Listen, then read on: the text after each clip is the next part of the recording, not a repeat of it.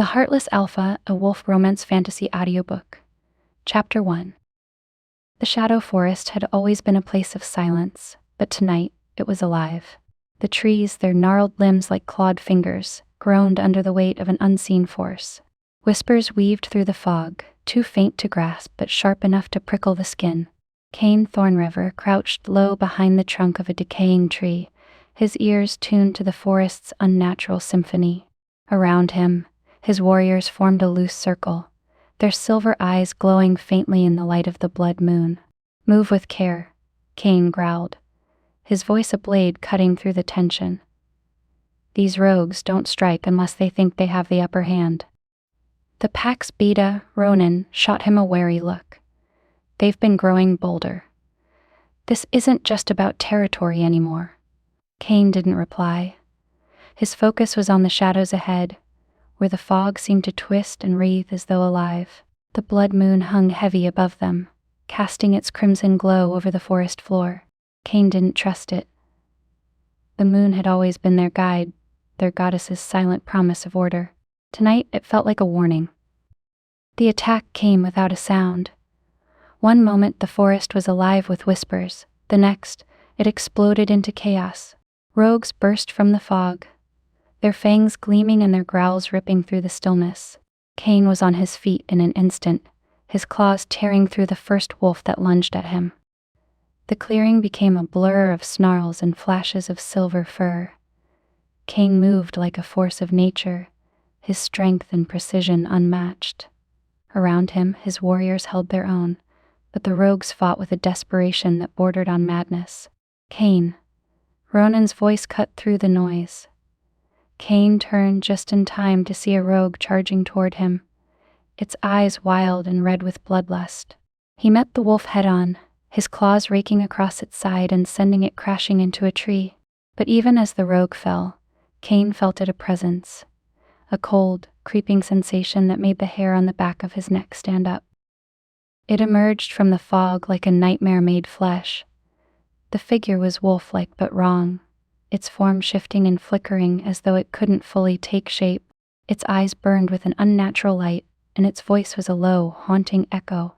"Alpha Thorn River," it said, the words slithering into Cain's mind rather than his ears. "You've made a grave mistake." Cain stood his ground, his claws flexing. "Who are you?" The figure tilted its head, the movement too smooth to be natural. "I am your truth," it whispered. "Your fate. The shadow born of your bloodline's sins." Cain's breath came faster, his heart pounding against his ribs. "You're nothing but a rogue spirit," he growled. "A trick of the forest." The shadow chuckled, a sound that sent a chill down Cain's spine. "Do you think rejecting her would come without cost? You have awakened me, Alpha. The curse stirs, and your time runs short." The shadow surged forward, its form growing larger, more menacing. Cain braced himself, but the creature didn't attack. Instead, it loomed over him, its voice dropping to a whisper. "She is the key," it said. "The bond you fear is the only thing that can save you.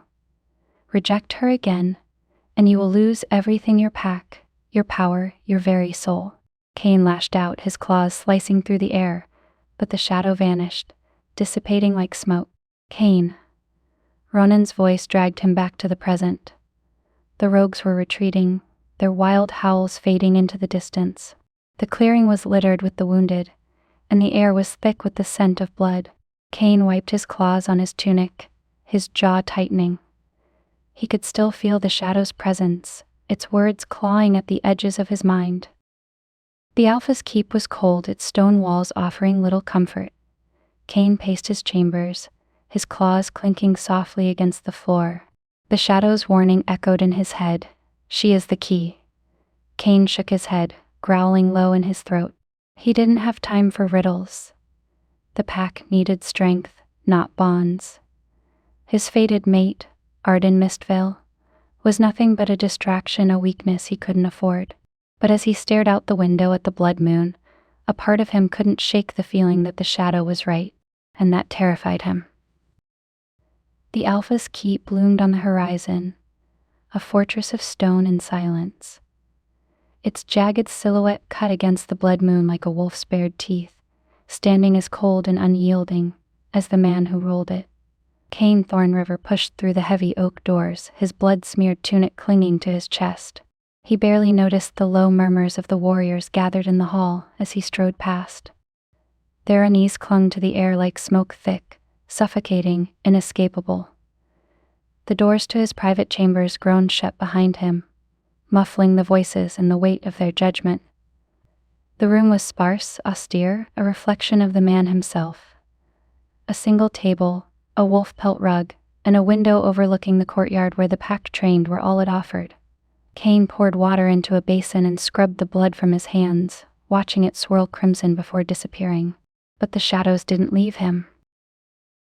The door opened without a knock. Only one man dared such insolence. Ronan Blackthorn, Cain's beta, stepped inside. His face was drawn, the lines of worry deepened by the flickering torchlight. "You're losing them?"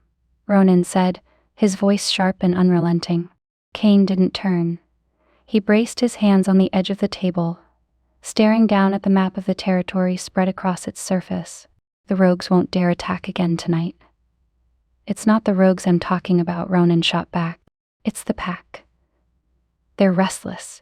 You rejected your fated mate, and now this curse." "There is no curse," Cain snapped, his voice low but heavy enough to make the air feel thicker. He turned to face Ronan, his eyes cold steel. "There are only wolves too weak to follow an alpha who won't coddle them."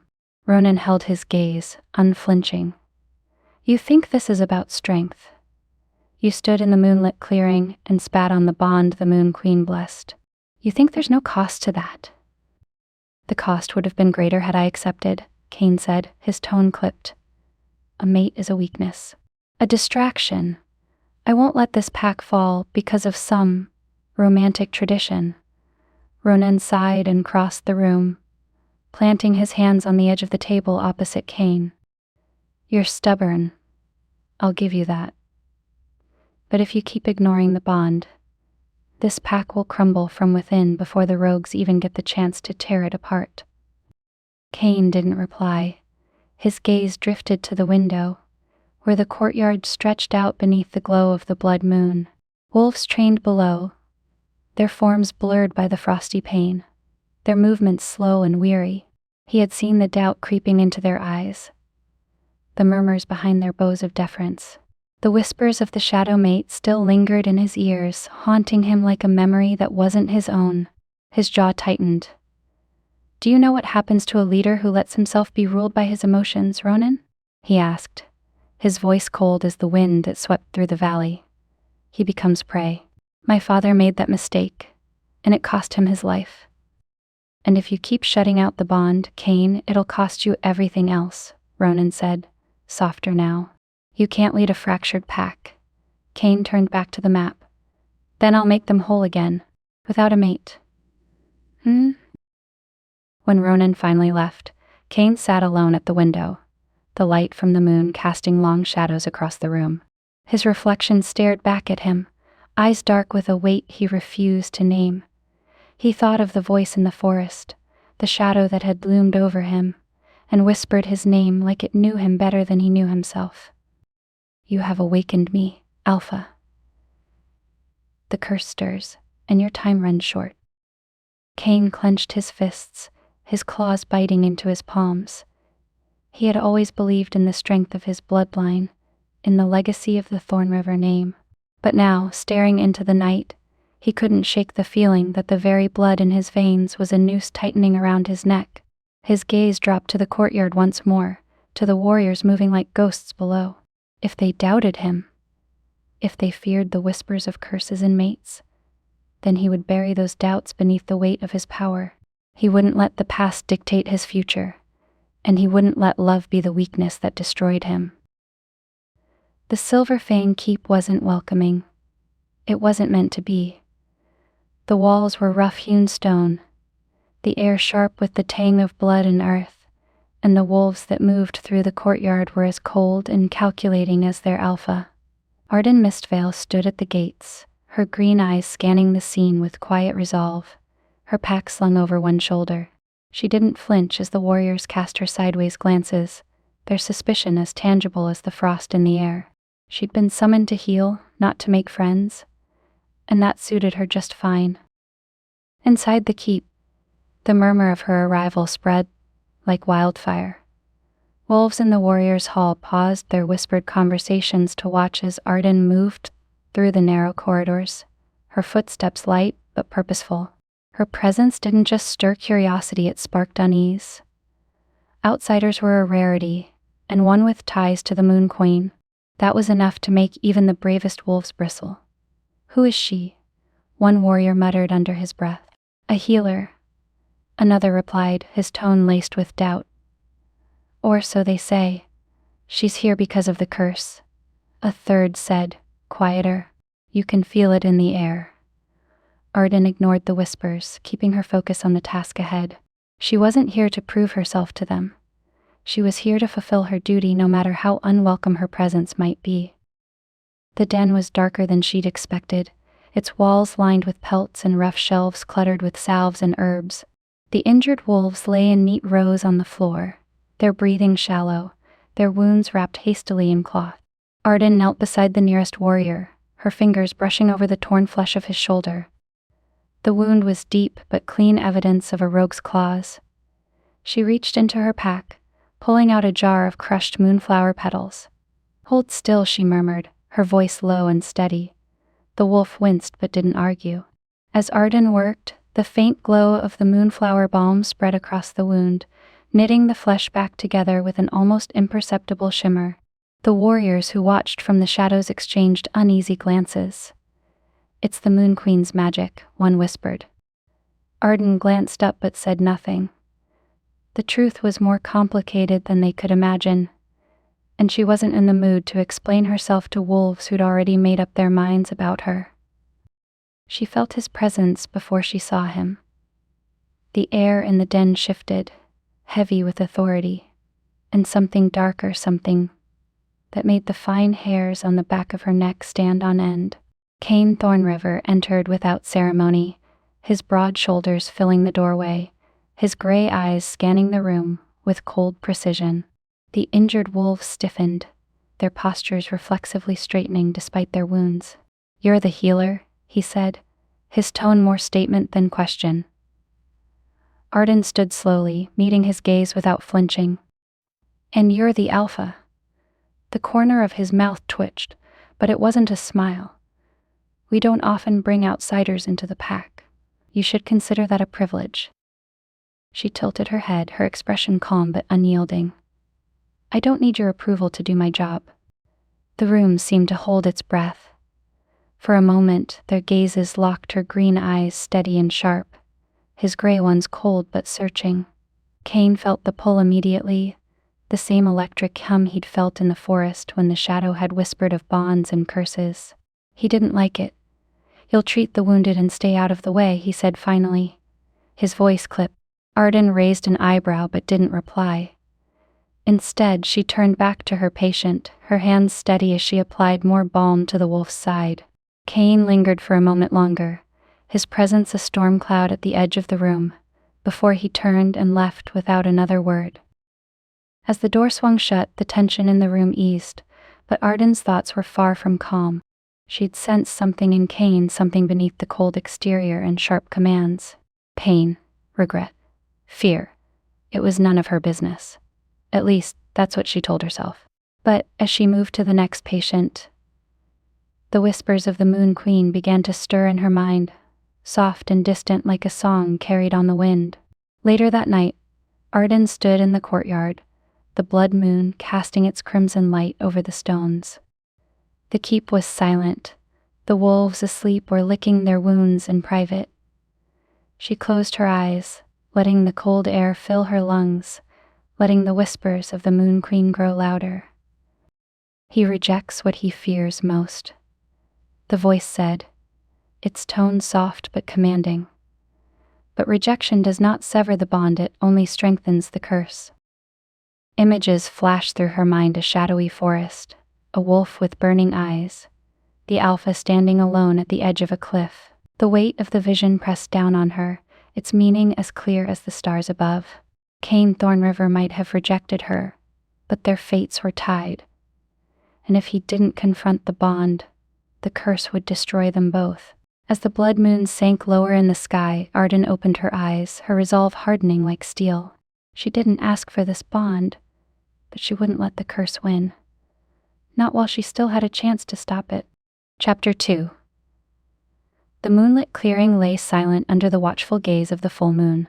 Its light bathed the glade in silver, turning the moss-covered stones and swaying grasses into something ethereal. The wolves of the Silver Fang pack stood in a circle, their heads bowed in reverence as the elders chanted low and steady, their voices weaving into the hum of the night. Ardan Mistvale stood on the edge of the circle, her heart pounding against her ribs. She could feel the pack's unease radiating through the clearing. The tension hung thick in the air, charged and waiting, like the seconds before a lightning strike. This was her first ritual with the pack, and she could already tell it wouldn't end as anyone expected. The elders' chanting grew louder, their voices rising like a tide. The wolves lifted their heads, their silver eyes reflecting the light of the moon. Ardan could feel the pull of the Moon Queen's presence, distant but powerful, a thread tying them all together. She closed her eyes, her breathing steady, and reached out with her senses, hoping for some sign of the goddess's blessing. Then it happened. The ground beneath her feet trembled, so faint at first it could have been her imagination. But it wasn't. The tremor grew, spreading through the clearing like a living thing. Gasps rippled through the circle as the earth cracked open, jagged lines snaking outward from the center of the glade. A cold wind swept through the clearing, carrying with it a sound that made Ardan's stomach drop. A whisper not loud, but deep, rumbling beneath the surface of reality. The words were impossible to make out, but the meaning was clear. Something ancient and angry had stirred. Dark energy rippled through the air, a black mist curling out of the cracks in the ground. It snaked through the clearing, brushing against the wolves and sending shivers down their spines. Ardan's fingers tightened around the pouch of moonflower balm at her hip, but she knew no herb would stop whatever this was. The chanting faltered, and the circle broke. Cain Thorn River stepped into the center of the clearing, his presence commanding as always. His voice cut through the rising panic like a blade. "Stay calm. This is nothing more than a shift in the earth. A coincidence." The pack didn't look convinced. Neither did Ardan. "It's not a coincidence," she said, stepping forward. Her voice was steady, but her eyes darted to the dark mist still lingering at the edges of the clearing. "This is the curse." Cain turned to her, his expression cold and unyielding. "You think every shadow is a sign of the curse. This is superstition, nothing more." Ardan's frustration bubbled to the surface. "You felt it, didn't you? The tremor, the whisper this wasn't just the earth moving. The Moon Queen was trying to warn us." "The Moon Queen," Cain said, his voice laced with sarcasm, "has better things to do than send whispers into the dirt." The pack murmured uneasily, their eyes darting between Ardan and Cain. The cracks in the ground glowed faintly now, the mist dissipating but leaving behind an air of dread that no one could ignore. As the wolves began to disperse, their whispers trailing behind them like smoke, Ardan followed Cain out of the clearing. His stride was purposeful, his posture rigid. She quickened her pace, matching his steps until she was beside him. "You're ignoring the truth," she said, her voice firm. Cain didn't stop walking. "The truth is that fear weakens a pack. If I start chasing shadows, they'll lose faith in me, and in themselves. This isn't about fear, it's about survival," Ardan pressed. "You can't lead them if you refuse to face what's right in front of you." Cain stopped abruptly, turning to face her. The moonlight caught the sharp angles of his face, making his gray eyes gleam like steel. "And what would you have me do, Ardan? Call a meeting and tell them the big bad curse is coming to get us? You think that's going to hold this pack together?" His tone was sharp, but Ardan refused to back down. "I think admitting the truth is better than letting it destroy us from the inside out. You can't fight something you won't even acknowledge." Cain's jaw tightened, but he said nothing. For a moment, the tension between them was palpable, the air heavy with unspoken challenges. "You don't believe me," Ardan said quietly, her voice losing some of its edge. But you will. Whatever's happening here, it's not done. And if you keep ignoring it, it's going to consume us all. Cain didn't respond. He turned away from her, his gaze fixed on the horizon where the blood moon hung low, its crimson glow casting long shadows over the trees. The whispers from the clearing still echoed in his mind, low and insistent. The curse stirs, and your time runs short. He clenched his fists, his claws biting into his palms. He wouldn't let the pack see his doubt. He wouldn't let anyone, especially Ardan, think he wasn't in control. But as he stood there, staring into the night, a small crack formed in his resolve, the kind of crack that could grow, given time. Back in the keep, Ardan sat alone in the healing den, the faint scent of moonflowers filling the air. She closed her eyes, letting the silence settle around her. And then, just as she began to drift into sleep, she heard it, the Moon Queen's voice, soft and distant, weaving through her mind like a thread of light. The bond was not made to be broken, the voice whispered. If he denies it, the curse will grow. And when it consumes him, it will consume you all. Ardan's eyes snapped open, her heart pounding. The Moon Queen's warning was clear. Cain's denial wouldn't just doom him. It would doom them all. The warrior's hall was quieter than usual, its usual raucous energy dampened by the tension that had been gnawing at the Silver Fang pack for weeks. Wolves sat around the long wooden tables, their voices low, their eyes darting toward the door, as if expecting some unseen force to burst through at any moment. Cain Thorn River stood at the head of the room, his hands braced against the table, staring down at a map of the surrounding territory. His beta, Ronan, leaned against the wall nearby, his arms crossed, his sharp gaze scanning the room. The pack was restless. Whispers of the curse had spread like wildfire after the ritual in the moonlit clearing. They didn't speak of it outright, but Cain could feel the unease in their glances, in the way their words faltered when he walked past. I need eyes on the northern ridge, Cain said, his voice sharp. If the rogues are planning something, that's where they'll strike next. Ronan nodded but didn't move. His gaze had shifted to the door, his expression suddenly alert. Cain followed his line of sight just as the doors to the hall creaked open, revealing a figure swathed in a dark cloak. Sable Evenstar stepped into the hall, like a shadow slipping through the cracks of reality. Her cloak trailed behind her, the edges of the fabric embroidered with silver thread that caught the torchlight. Her eyes, pale as moonlight, swept across the room, and a chill settled over the hall. The wolves froze, their murmurs falling into silence. Sable's presence carried a weight that couldn't be ignored, a force that demanded attention without a single word. Cain straightened, his jaw tightening. Sable, he said, his voice even. We weren't expecting you. She smiled faintly, a curve of the lips that held no warmth. Prophecies rarely wait for invitations. The room seemed to shrink around her as she moved to the center of the hall, her footsteps silent against the stone floor. She turned slowly, her gaze sweeping over the wolves before settling on Cain.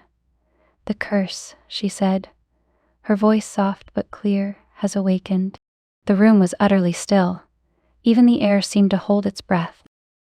Sable lifted her hands, palms facing upward, as though offering the weight of her words to the room.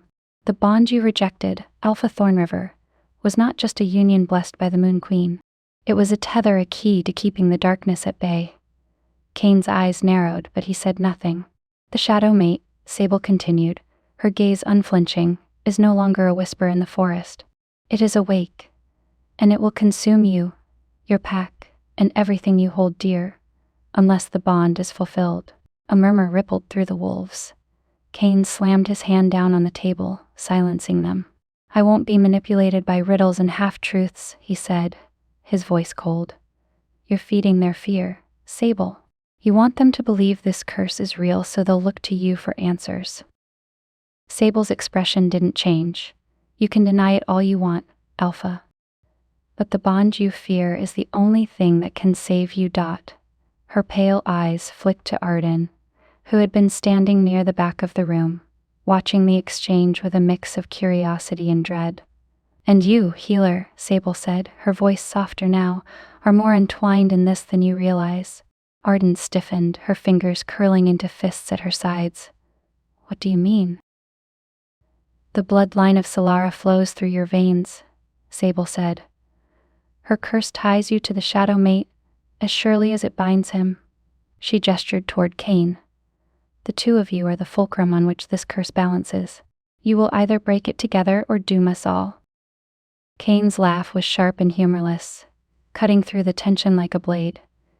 You think I'm going to base the survival of my pack on some ancient myth and a bond I never wanted? This isn't about what you want, Sable said, her tone as steady as stone. This is about what is necessary. Cain shook his head, his anger barely contained.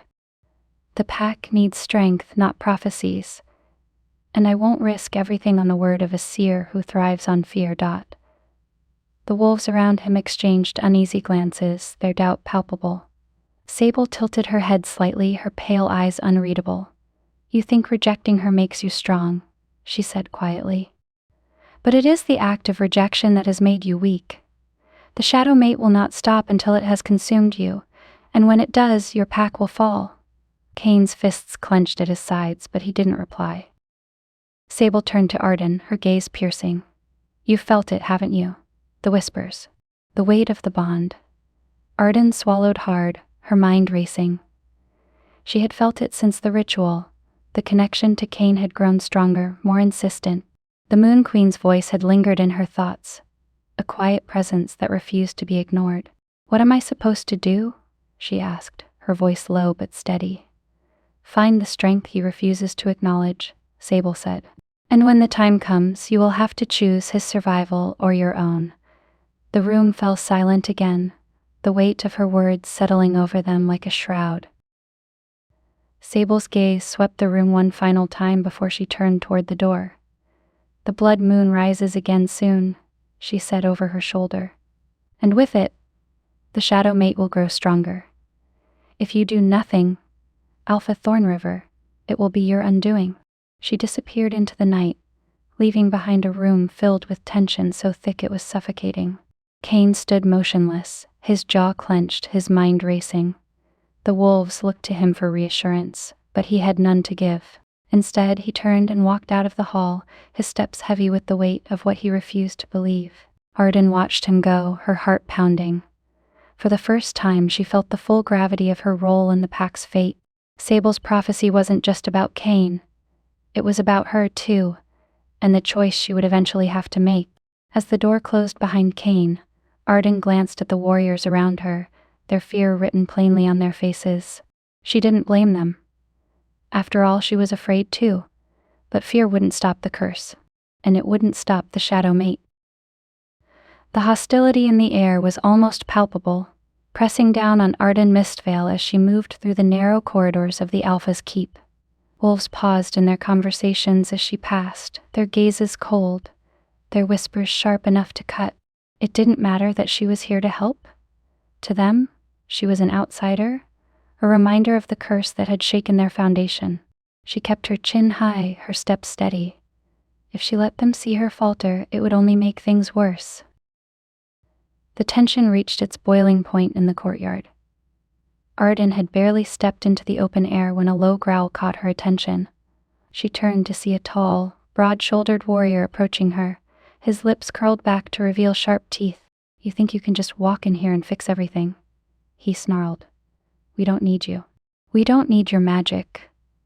Ardan's fingers tightened around the strap of her satchel, but her voice was calm when she replied. I didn't come here to fix everything. I came to help. Help? Another wolf sneered, stepping out of the shadows. All you've brought us is trouble. The curse didn't stir until you showed up. Ardan met his gaze steadily, refusing to let his words sink in. The curse didn't stir because of me. It stirred because of the choices your alpha made. The growl that rippled through the group was low and menacing, but before anyone could step closer, a sharp whistle cut through the tension. Ash, a young warrior with a lean frame and sharp eyes, approached from the training grounds, his expression tight with warning. Back off, Ash said, stepping between Ardan and the others. His voice was firm but lacked the bite of aggression. "She's here to help. If you've got a problem with that, take it up with the Alpha." The wolves grumbled but eventually dispersed, their glares lingering a moment longer before they returned to their duties. "You've got a way of making friends, don't you?" Ash said, glancing over his shoulder at Ardan. There was no mockery in his tone, only a quiet observation. The healing den was tucked into the eastern wing of the keep, away from the constant movement of the pack. Ardan had made it her sanctuary, a space where the whispers of suspicion couldn't reach her. The earthy scent of herbs filled the air, calming her nerves as she set her satchel on the wooden table and began unpacking. She was halfway through sorting dried moonflower petals when the door creaked open. Ardan glanced up to see Ash leaning against the frame, his arms crossed. A faint bruise was beginning to form on his jaw, evidence of a recent training bout. "Need something?" she asked, her tone neutral. "Figured I'd make sure you weren't sharpening your claws after what happened out there," Ash said with a faint smirk. "You held your ground, though. Most outsiders would have run." "I'm not most outsiders," Ardan replied, turning her attention back to her work.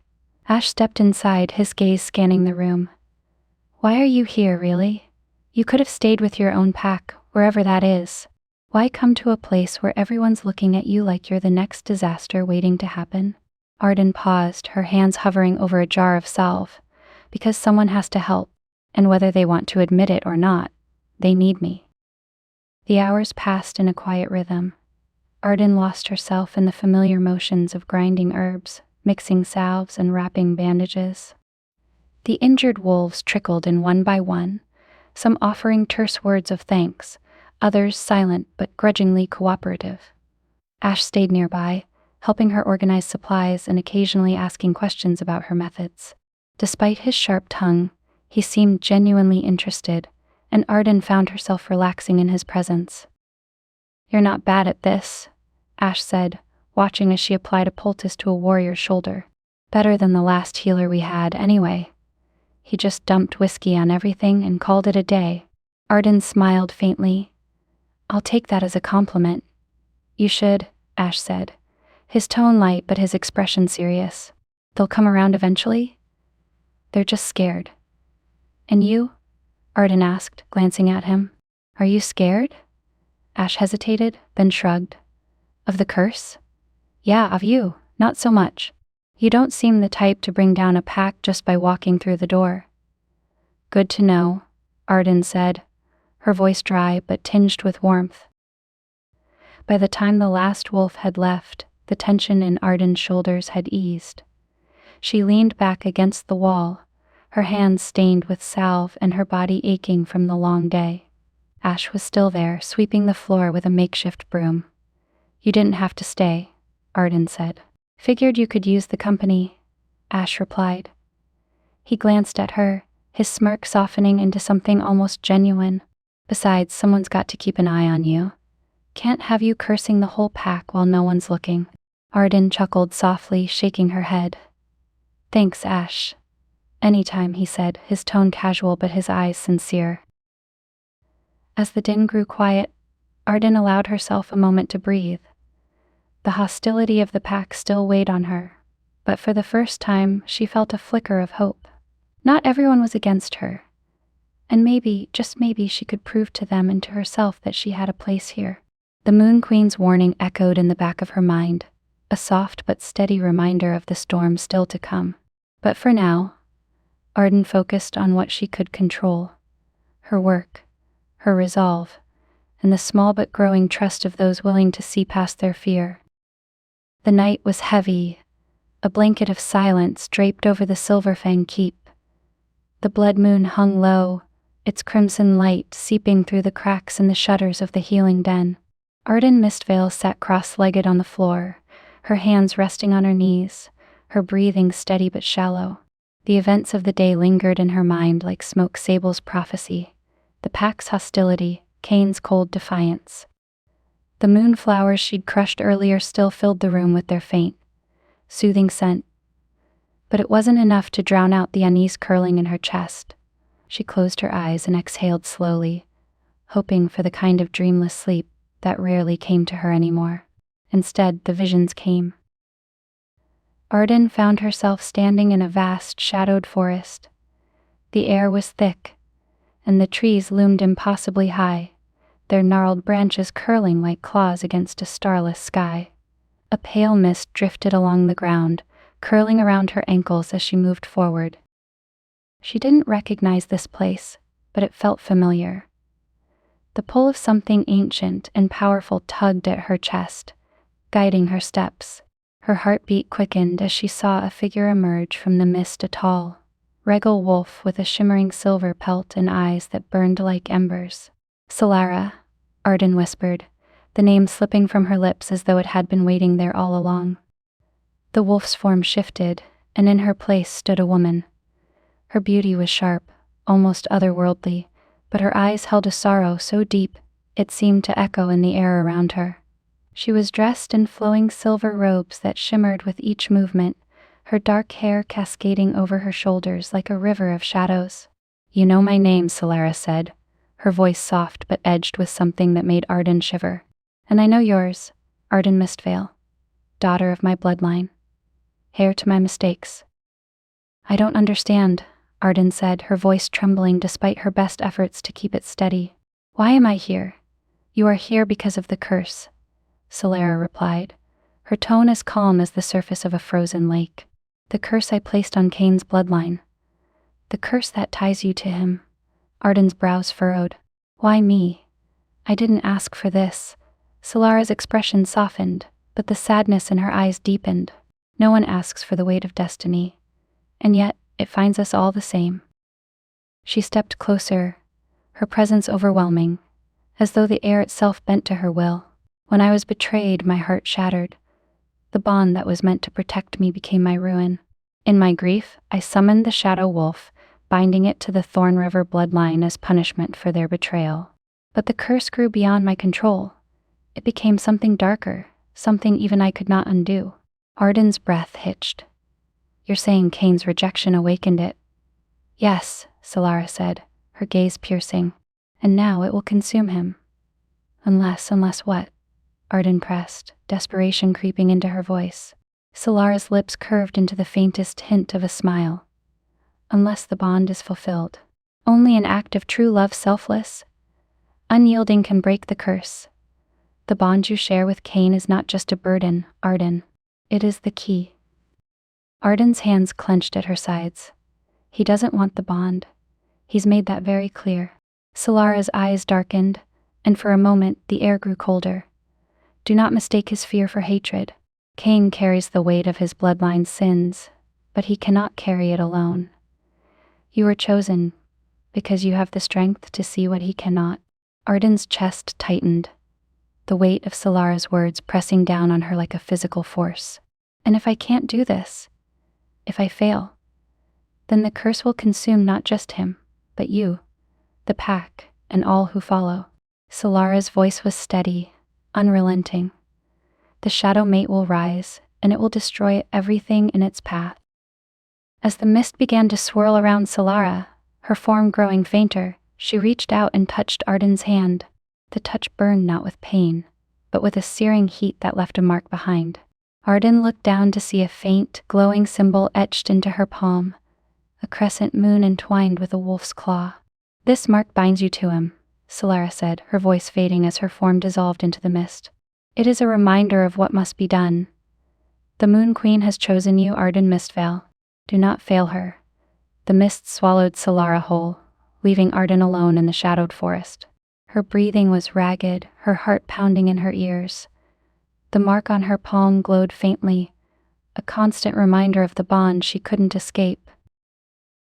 Ardan jolted awake, her body slick with sweat despite the chill in the air. The healing den was quiet, the faint glow of the moonflower petals casting soft light over the room. She sat up, her chest heaving, and looked down at her palm. The mark was still there. She traced the lines with her fingertips, the reality of it settling in like a stone in her gut. There was no escaping this, no denying it. Whatever her role in this curse, it was deeper than she had imagined. The Moon Queen's voice echoed faintly in her mind, soft and distant but unmistakable, The bond was not made to be broken. Ardan's resolve hardened. She didn't know how she would break the curse, but one thing was clear: her connection to Cain was more than fate. It was a lifeline. And whether he wanted to admit it or not, he needed her. As the first light of dawn crept into the den, Ardan tightened her jaw, her fingers brushing over the mark again. She would find a way to save the pack, to save Cain, even if it meant sacrificing everything. Chapter 3. The stone market sprawled across the valley floor like a beast that refused to sleep. A maze of tents and wooden stalls formed the neutral ground where wolves from every pack, and some with no pack at all, traded goods, secrets, and alliances in the thin veil of civility. The air was thick with the scent of spices, iron, and unspoken tension. Ardan Mistvale tugged her hood lower, her sharp green eyes darting through the crowd as she followed Ronan Blackthorn's broad shoulders. His gait was purposeful, his posture rigid, and his silence brimming with unspoken mistrust. She'd known from the start that Ronan didn't trust her. Now, after everything that had happened, his wariness had turned into something darker. "Keep close," Ronan muttered, his voice low enough to disappear beneath the noise of the market. "The rogues don't follow rules here." "I can handle myself," Ardan replied, her tone just as quiet but with a sharper edge. Ronan didn't respond. He didn't need to. The tension between them had grown thick enough to cut. They stopped near a stall where a burly merchant hawked furs and leather goods, his voice booming over the chatter. Ronan exchanged terse words with another wolf, while Ardan lingered by a stack of crates, her ears catching fragments of conversation from the nearby alley. It was the voices that stopped her, a pair of low, conspiratorial tones that made the fine hairs on the back of her neck rise. "Solara's bloodline. It's alive and kicking in Silver Fang," one voice said, laced with derision. Ardan froze, her pulse quickening. She leaned closer to the crates, her breath held tight in her chest. "She doesn't even know the full story," the second voice replied. "Her mother kept the truth from her. But if she figures it out, Thorn River's pack is as good as finished." The first voice snorted. "Cain's too blind to see it. He doesn't realize she's tied to the curse as much as he is." Ardan's heart pounded in her ears. She gripped the edge of the crate, her mind racing. Her mother? The curse? The words hit her like stones, each one heavier than the last. The voices continued, but she didn't hear the rest. The blood roared too loud in her ears, drowning out everything but the sinking realization that the curse wasn't just something she'd inherited, it was something her mother had helped create. "Ardan," Ronan's voice cut through her thoughts, sharp and impatient. She turned to see him standing a few feet away, his arms crossed and his expression as unreadable as stone. "What are you doing?" "Nothing," she said quickly, her voice steady despite the turmoil brewing inside her. Ronan's eyes narrowed. He stepped closer, his gaze flicking to the alley where the voices had come from. "You were listening to someone?" Ardan shook her head, pulling her hood tighter. "It was nothing important." "It didn't look like nothing," Ronan said, his voice low but biting. "If you're hiding something." "I'm not," Ardan snapped, her tone sharper than she intended. She straightened her posture, meeting his gaze with unflinching defiance. "Not that you'd believe me even if I was." Ronan's jaw tightened, but he said nothing. The tension between them was almost unbearable, the unspoken accusations hanging heavy in the air. As they walked back through the market, the silence between them was thick with mistrust. Ardan's mind raced, replaying the words she'd overheard, trying to make sense of what they meant. Solara's bloodline, her mother's role in the curse. How much had been kept from her? Ronan's voice broke through her thoughts. "What did you hear?" "Nothing you need to worry about," Ardan replied, her tone clipped. Ronan stopped abruptly, turning to face her. His gray eyes were hard as steel, his expression dark. "You've been keeping secrets since the moment you arrived," he said. "And now, after everything, you're still holding back? How do you expect anyone to trust you?" "Trust works both ways," Ardan shot back. "You don't trust me because you don't want to. No matter what I do, you've already decided I'm the enemy." "Maybe I should," Ronan muttered under his breath. but Ardan heard him loud and clear. She clenched her fists, her anger bubbling just beneath the surface. "If you've got something to say, Ronan, say it." He stared at her for a long moment, his jaw tight. "I think you're a liability. And if Cain can't see that, then maybe he's not fit to lead this pack." The words hit Ardan like a blow, but she didn't flinch. "If you think undermining him will make things better, you're wrong. You'll only make this worse." Ronan didn't reply. Instead, he turned and walked away, his silence more damning than anything he could have said. Ronan's steps led him to the edge of the market, where the shadows grew longer, and the noise of the crowd faded into an eerie stillness. A figure waited for him there, her arms crossed and her expression sharp as a blade. Arya, the rival Alpha, smirked as he approached. "You're late." "I'm here," Ronan said, his voice curt. "And?" Arya tilted her head, her amber eyes gleaming with amusement. "Does Thorn River still have his head buried in the sand?" "He refuses to see the truth," Ronan said, his tone bitter. "The curse is tearing this pack apart, and he's too stubborn to admit it. If we wait for him to act, there won't be a pack left to save." Arya's smirk widened. "Then it's time for you to take matters into your own hands, isn't it?" Ronan didn't answer, but the flicker of agreement in his eyes was enough.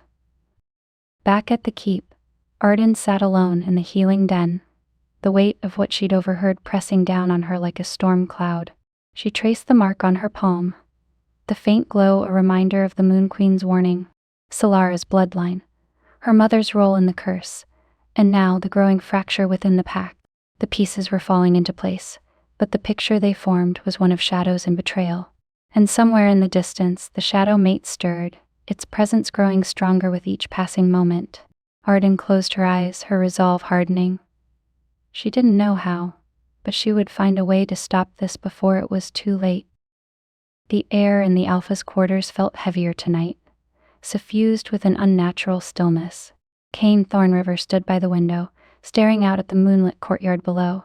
The wolves who remained awake moved like shadows, their steps quick, their eyes filled with unease. They were restless, and Cain couldn't blame them. He wasn't resting either. His fingers gripped the windowsill, the cool stone grounding him as his thoughts churned. The curse. The bond. Ardan.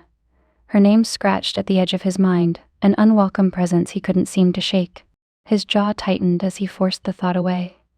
He wouldn't give in to the bond. He couldn't. But then, the whisper came. It slid through the air like smoke, curling around him, seeping into his ears. The voice was low, grating, and far too close. "You think you can lead them without her?" it asked, its tone mocking. "You think strength will save you?" Cain spun around, his claws instinctively extending, but the room was empty. The voice, however, lingered. "You've already failed them, Thorn River. You just don't know it yet."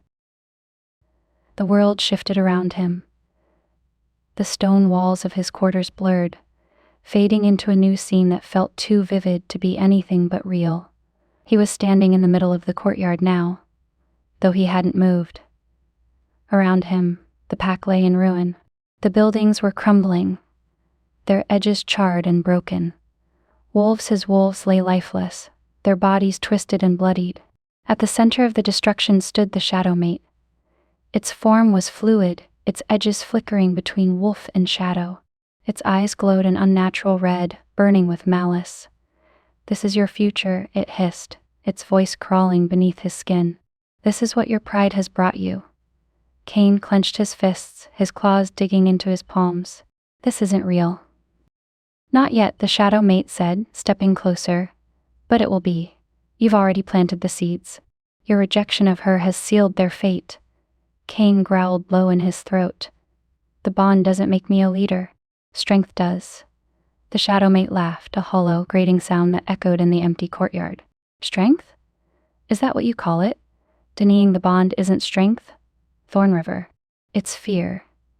And it will be the death of you." The vision shifted again, faster this time, throwing him into another scene. Ardan stood at the edge of a cliff, her back to him, the wind pulling at her hair. She turned to face him, Her green eyes filled with something he couldn't name: disappointment, perhaps, or resignation. "You think rejecting me will protect them?" she said, her voice quiet but cutting. "But you're wrong. The pack doesn't need an alpha who runs from the truth. They need someone who will face it." Cain reached for her, but the ground gave way beneath her feet. She fell, her form swallowed by the shadows below, her scream piercing the air. Cain jolted back to the present, his breathing ragged, his chest heaving. The room was still, but the shadow mate's voice lingered in his mind. The knock on his door came minutes later. Cain ignored it at first, his body still bracing for the shadows to reappear. But the knock came again, more insistent this time. "Cain," a voice called. Ardan's voice. He cursed under his breath, but didn't move. The door creaked open, and Ardan stepped inside, her expression a mix of concern and determination. She paused when she saw him, taking in his tense posture, the faint sheen of sweat on his brow. "You look like you've seen a ghost," she said, her tone lighter than her expression. Cain turned his back to her, his hands gripping the edge of the table. "What do you want, Ardan?" "I could ask you the same thing," she replied, crossing her arms. "You've been pulling away from everyone. The pack is falling apart, and you're hiding up here like the world isn't burning around you." "I don't need a lecture," Cain growled. "Least of all from you." "Well, you're getting one," she shot back. "Because someone has to say it. Whatever you're dealing with, you can't do it alone. And you can't keep pretending the bond doesn't matter." Cain turned to face her then, his eyes cold, his expression hard. "The bond isn't what's going to save this pack." "And running from it is?" She countered, stepping closer. "You're so afraid of letting someone in that you're willing to let everything else fall apart." Her words hit harder than he wanted to admit. He felt the cracks forming in his resolve, but he couldn't let them widen. Not now. "You don't know what you're talking about," he said, his voice low but sharp. "You don't know what it's like to carry this weight. To have every decision you make determine whether your pack lives or dies." "You're right," Ardan said, her tone softening but losing none of its intensity. "I don't know what that's like, but I do know what it's like to feel helpless. To want to make a difference but be shut out at every turn. That's what you're doing to me, Cain. You're shutting me out when I'm the one who's supposed to stand beside you." Cain stared at her, his chest tightening. He wanted to argue, to tell her she was wrong, but the words wouldn't come. For a moment the room was silent, the tension between them heavy but unspoken. Then Cain sighed, his shoulders sagging slightly, the fight draining out of him. "It's not that simple," he said quietly. "The curse, the shadow mate, it's all connected to the bond. And if I give in to it, I don't know what will happen." Ardan stepped closer, her gaze steady. "What's worse? Facing the unknown or letting the curse destroy everything you've built?" Cain didn't answer. He couldn't. But the cracks in his heartless facade had begun to show, and Ardan saw them. "You don't have to do this alone," she said, her voice softer now. "You just have to let me in." The words hung between them, a fragile thread of connection in a sea of chaos. For the first time, Cain didn't push her away. As Ardan left the room, Cain turned back to the window. The courtyard below was quiet now, the moon casting long shadows over the stones. But the vision of the shadow mate and the broken pack lingered in his mind, a chilling reminder of what could be. For the first time, he allowed himself to consider the possibility that Ardan was right, and that terrified him. The cracked valley was aptly named. A scar in the earth that stretched for miles, its jagged ridges and sharp cliffs looked like the aftermath of some ancient battle between gods. The valley floor was littered with boulders and dead trees, casting long shadows under the pale light of the moon. It was the kind of place that whispered danger with every gust of wind. Cain Thorn River stalked ahead of the patrol, his silver eyes scanning the shadows. His claws flexed instinctively at his sides, his senses sharp. The valley had been quiet for weeks, but his gut told him that quiet was about to shatter. Behind him, Ardan Mistvale moved with practiced ease, her presence almost unnoticeable, except for the faint scent of moonflower that trailed her. She had insisted on joining the patrol, her argument firm and her gaze unyielding. "You think I'm just going to sit in the healing den while rogues tear through your pack?" she'd said. He hadn't argued. He wasn't sure if it was because he respected her resolve or because he was too tired to fight her on it. The attack came without warning. One moment, the valley was still, the only sound the wind whistling through the rocks. The next, rogues poured out from the shadows, their growls ripping through the silence like thunder. "Formation." Cain barked, his voice sharp and commanding. His warriors moved quickly, forming a defensive line as the rogues charged. Cain's claws flashed as he leapt into the fray, his movements precise and brutal. He tore through the first rogue that came at him, his strength undeniable. But for every wolf he cut down, 2 more seemed to take its place. From the corner of his eye he saw Ardan holding her own, her movements swift and calculated. She wasn't just a healer, she was a fighter, and a damn good one at that. But the rogues were relentless. Cain turned just in time to see a massive rogue charging straight for him, its eyes wild with bloodlust. He braced himself, ready to meet the attack, but the rogue never reached him. A burst of silver light erupted between them, blinding and searing. The rogue howled, its momentum faltering as it crumpled to the ground. Cain blinked, his vision clearing just in time to see Ardan standing there, her palm glowing faintly with the mark of the Moon Queen. "You're welcome," she said, her voice steady despite the chaos around them. The battle raged on, but Cain couldn't shake what he'd just seen. Ardan had saved him, the alpha who didn't trust anyone, who believed strength was all that mattered. He watched her move through the fight, her focus unwavering. Every time a wolf faltered, she was there, her touch steady, her presence commanding. When the rogues finally retreated, their howls fading into the distance, the valley fell into a tense silence. The warriors stood scattered, their breaths heavy, their bodies battered but unbroken. Cain approached Ardan, his expression unreadable. "What was that?" he asked, his voice low. Ardan wiped blood from her hands, her gaze meeting his without hesitation. "That was me keeping you alive," she said simply. "You're welcome again, by the way." Her words were light, but there was a weight behind them, a challenge he couldn't ignore. Cain's jaw tightened. "You've been holding back." "No," Ardan said, stepping closer. "You've been blind. To me. To this bond. To everything that's right in front of you." He wanted to argue, to push back, but the truth of her words stopped him. She had saved him. She had proven her strength. And for the first time, Cain didn't know how to respond. Before Cain could speak, Ronan approached, his face tense. "Alpha," he said, his voice urgent, "we need to talk." Later, Cain growled, his attention still on Ardan. "It can't wait," Ronan insisted, his eyes darting to the warriors gathering around the injured. "There's something you need to know." Cain turned to him, his patience wearing thin. "What is it, Ronan?" Ronan hesitated, but before he could answer, one of the injured warriors stumbled forward. His voice was weak, but his words were clear. "The rogues, they knew we'd be here. Someone tipped them off." The weight of the revelation hit the group like a thunderclap. Cain's eyes narrowed, his gaze snapping to Ronan. "What are you saying?" The warrior didn't answer, but the way his eyes flicked toward Ronan said everything. Cain's claws extended, his stance shifting as rage coursed through him. "Ronan, explain. Now." Ronan's lips pressed into a thin line.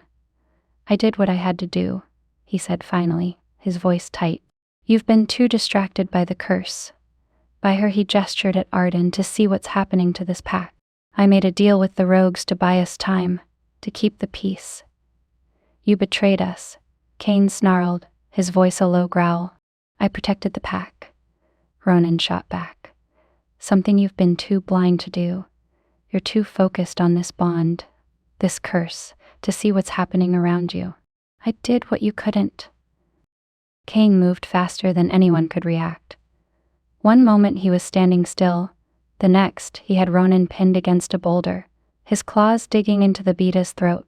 "You sold us out," Cain growled, his voice barely human. "You put their lives, my pack's lives, in danger." I did what you wouldn't, Ronan spat, his voice strained but defiant. And maybe I was wrong. But you've been wrong, too.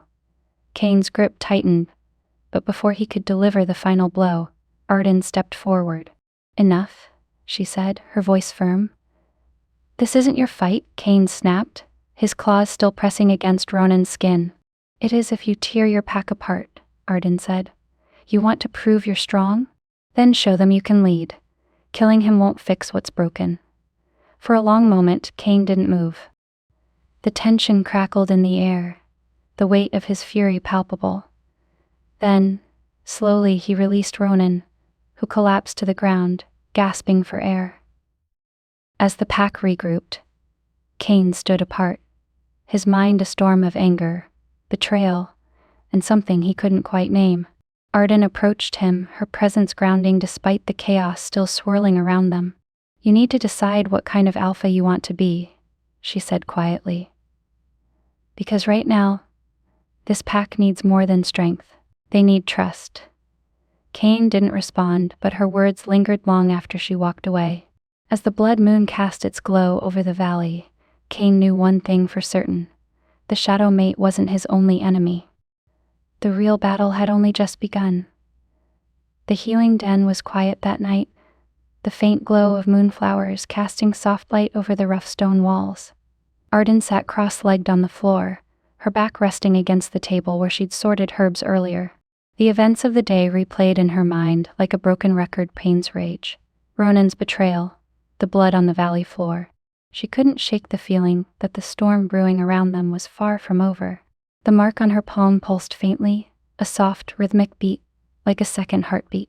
Ardan stared at it, tracing its crescent shape with her fingertip. She hadn't told anyone about it, not even Cain. It felt like hers alone, a secret she wasn't ready to share. The air shifted. The faint scent of moonflowers mingled with something sharper, colder. Ardan's eyelids grew heavy, her breathing slowed, and the world around her faded. She was standing in the middle of a desolate plain, the sky above her a swirl of black clouds and silver light. The ground beneath her feet was cracked and dry, its surface littered with shards of obsidian that gleamed like shattered mirrors. In the distance, a single structure rose against the horizon, a tomb carved into the side of a mountain, its entrance yawning like a wolf's maw. Solara stood before it, her figure luminous against the dark landscape. Her silver robes flowed as if caught in a breeze Ardan couldn't feel.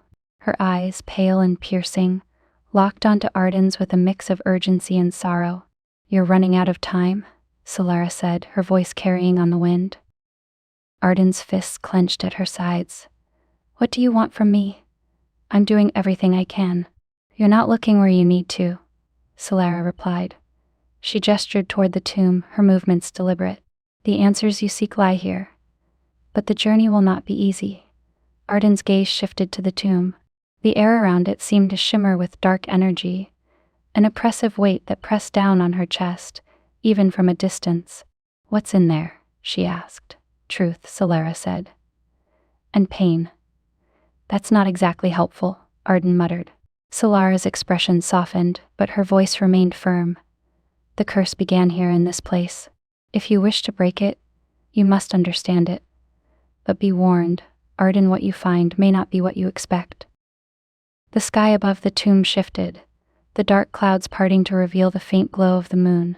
Its light fell on Ardan like a spotlight, and with it came a voice she recognized instantly as the Moon Queen's. The bond will be tested.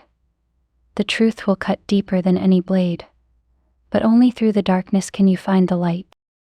Ardan's vision blurred as the moon's glow intensified, the light swallowing everything around her. The last thing she saw was Solara's figure dissolving into the shadows, her final words echoing in the air. Find the tomb. Before the shadow mate finds you. Ardan jolted awake, her chest heaving, her palms slick with sweat. The mark on her hand was glowing faintly, the light fading with each passing second, until it was nothing more than a dull outline. She pushed herself to her feet, her thoughts racing. Solara's Tom. The curse's origin. The Moon Queen's warning. It all felt like pieces of a puzzle she was only just beginning to understand. There was no time to waste. The Alpha's quarters were as unwelcoming as ever, the air thick with Cain's presence. He stood by the window, his back to her, his shoulders tense. He didn't turn as she entered, but his voice carried the weight of his frustration. "What is it now, Ardan?" he asked. "We need to talk," she said, closing the door behind her. "And before you say anything, no, it can't wait." Cain turned, his gray eyes sharp and cold. "You're not exactly helping your case." "Neither are you," Ardan shot back. She stepped closer, her voice steady, despite the storm of emotions churning inside her. "I had another vision." His expression darkened. "Another one of Solara's riddles." "This one wasn't a riddle," Ardan said. "She showed me where we need to go. There's a tomb, a place tied to the curse. She said the answers are there." Cain's jaw tightened. "You're basing this on the word of a spirit who cursed my bloodline in the first place." "And the Moon Queen?" Ardan added, her tone firm. "She spoke to me too. She said the bond will be tested and that the truth is in that tomb. Are you really going to ignore that?" Cain's silence stretched between them, heavy and charged. Ardan could see the conflict in his eyes, the war between his pride and the weight of everything they'd faced so far. "You expect me to drop everything and follow you into the wilderness based on a vision?" he said finally, his voice low. "Yes," Ardan said, stepping even closer. "Because this isn't just about you or me. It's about the pack. The curse is growing stronger, and if we don't act now, it's going to tear everything apart." Cain's gaze held hers, his expression unreadable. The tension between them was almost unbearable, the silence stretching until Ardan thought he might send her away. Then he sighed, a sound that was more frustration than resignation. "Fine," he said. "We'll go. But if this turns out to be a dead end, don't expect me to take your word for anything again." Ardan nodded, relief washing over her despite his tone. "Fair enough. Ronan stays here," Cain added. "I don't trust him. And after what happened in the valley, I want eyes on him at all times." "Agreed," Ardan said. She hesitated for a moment before adding, "Thank you, Cain, for trusting me." "Don't make me regret it," he replied, turning back to the window. As Ardan left his quarters, the weight of the vision still pressed on her. But for the first time she felt a glimmer of hope. The journey to Solara's tomb wouldn't be easy, but it was a step forward, a chance to finally unravel the curse that had haunted them both. Outside, the moon hung low in the sky, its light casting long shadows over the keep. Ardan traced the mark on her palm, her resolve hardening. Whatever awaited them in the tomb, she would face it head-on, because the bond wasn't just a burden. It was the key. Chapter 4. The deadwood marsh stretched out before them like the carcass of some long-dead beast. The trees, stripped bare and gnarled, reached skyward with crooked fingers. The air was thick with the scent of stagnant water and decay, the ground beneath their boots shifting uneasily between solid earth and treacherous muck. Cain Thorn River walked ahead, his broad shoulders tense, his movements deliberate. He didn't look back, not even when Ardan Mistvale's foot slipped in the mud with a muttered curse. She caught herself on a nearby tree, her fingers curling around its brittle bark. "You could slow down, you know," Ardan said, brushing mud off her tunic. Her tone was sharp, but not without a hint of humor. "Unless you're trying to lose me." Cain didn't stop. "If you can't keep up, you shouldn't have come." Ardan sighed, her frustration bubbling just beneath the surface. "You'd like that, wouldn't you? To face this all on your own, like some tragic lone wolf." He didn't answer, but his silence said enough. The marsh grew denser as they moved deeper, the narrow paths winding like veins through the rotting landscape. The air was heavy, oppressive, and every sound seemed amplified: the distant croak of frogs, the rustle of unseen creatures in the underbrush, the squelch of mud beneath their boots. Cain finally slowed, his sharp gaze scanning their surroundings. "We're getting close to the border. Rogues sometimes patrol this area." "Of course they do," Ardan muttered, pulling her hood tighter. "It wouldn't be a proper journey without some life-threatening danger." Cain glanced over his shoulder, a flicker of amusement crossing his otherwise grim features. "Didn't realize you had a sense of humor." "There's a lot you don't realize about me," Ardan shot back, meeting his gaze. Her green eyes sparkled with defiance, and for a moment, Cain thought he saw something deeper, something he couldn't quite name. He turned away, his expression hardening. "Keep your focus. We're not out of danger yet." As they pressed on, the shadows grew thicker, the trees closing in around them like skeletal sentinels. The air was cooler here, and Ardan's instincts prickled with unease. "Cain," she said quietly, her voice cutting through the stillness. "Do you feel that?" He paused, his body going rigid as he tilted his head, listening. The marsh was silent, too silent. The usual hum of insects and distant calls of birds had vanished, replaced by a thick, unnatural quiet.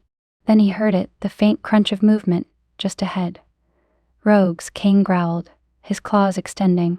He motioned for Ardan to stay behind him, but she stepped forward, her eyes scanning the shadows with the precision of someone used to danger. "They're circling us," she said, her voice steady, "trying to box us in." Cain nodded, his mind already calculating. "Stay close. If they come at us, they will," Ardan interrupted. Her voice was calm but resolute. "And when they do, we fight together." The first rogue struck fast, leaping out from the shadows with a snarl. Cain met it head-on, his claws slashing through the air with brutal precision. The wolf yelped, its body crumpling into the mud, but two more took its place. Ardan moved with surprising grace, her dagger flashing as she blocked an attack from the side. Her movements were quick, calculated, and Cain couldn't help but notice the way she handled herself, like she'd been fighting for survival long before she'd ever set foot in his pack. "Behind you," Ardan shouted. Cain spun just in time to catch another rogue mid-lunge, his claws tearing through its flank. The fight was chaotic, the marsh becoming a battlefield of mud and blood. But even in the chaos, Cain and Ardan moved in sync, their actions complementing each other like pieces of a puzzle. When the last rogue fell, its body sinking into the muck, the marsh fell silent once more. Cain straightened, his chest heaving, his claws dripping with blood. "You all right?" he asked, his voice gruff but edged with something almost like concern. Ardan wiped her blade on her tunic, her breath steady. "I'm fine. You?" Cain didn't answer, but the faint nod he gave her was enough. They found a drier patch of ground to rest, the oppressive silence of the marsh broken only by the distant croak of frogs. Ardan leaned against a tree, her fingers tracing the mark on her palm absent-mindedly. "Why do you always do that?" Cain asked suddenly. "Do what?" Ardan replied, glancing at him. "Throw yourself into danger like you've got nothing to lose." Ardan's lips curved into a faint smile, though it didn't reach her eyes. "Because if I don't, who will?" Cain studied her for a long moment, his gray eyes searching hers. "You're not like anyone I've ever met. And you're not as heartless as you pretend to be," Ardan said softly. He looked away, the weight of her words settling over him like a heavy cloak. "You don't know me." "Not yet," she replied, her voice quiet but certain. As they rose to continue their journey, the tension between them shifted, still sharp, but no longer hostile. They moved through the marsh with renewed purpose, the looming presence of Solara's Tom drawing them forward. The deadwood marsh eventually gave way to higher ground, the air growing colder, the terrain more rugged. In the distance, the tomb rose against the horizon, its dark silhouette a stark contrast to the pale moonlight. Ardan stopped, her breath catching in her throat. The sight of it filled her with equal parts dread and determination. This was where it had all begun, and this was where it would end. Cain stood beside her, his expression unreadable. But for the first time, he didn't pull away. "Let's finish this," he said. Ardan nodded, her fingers brushing against the mark on her palm. Together. The tomb awaited, its secrets buried deep, and as they stepped closer, the shadows seemed to whisper promises of truth and pain. The entrance to Solara's Tom loomed before them, carved into the face of the jagged cliff like the maw of a beast waiting to swallow them whole. The air was colder here, biting at their skin, despite the stillness of the night. Ardan Mistvale and Cain Thorn River stood side by side, their breaths visible in the pale moonlight. The tomb was ancient, its weathered stone etched with runes that glowed faintly, as though they were alive. Ardan traced the edge of one with her fingertips, a shiver running through her. She could feel the weight of the place, the power pulsing just beneath the surface. "This is it," she said quietly. "This is where it all started." Cain didn't reply. His eyes were fixed on the darkness beyond the threshold, his jaw tight. He didn't like this. Not the tomb, not the runes, not the way the air felt heavier with every step they took closer to the truth.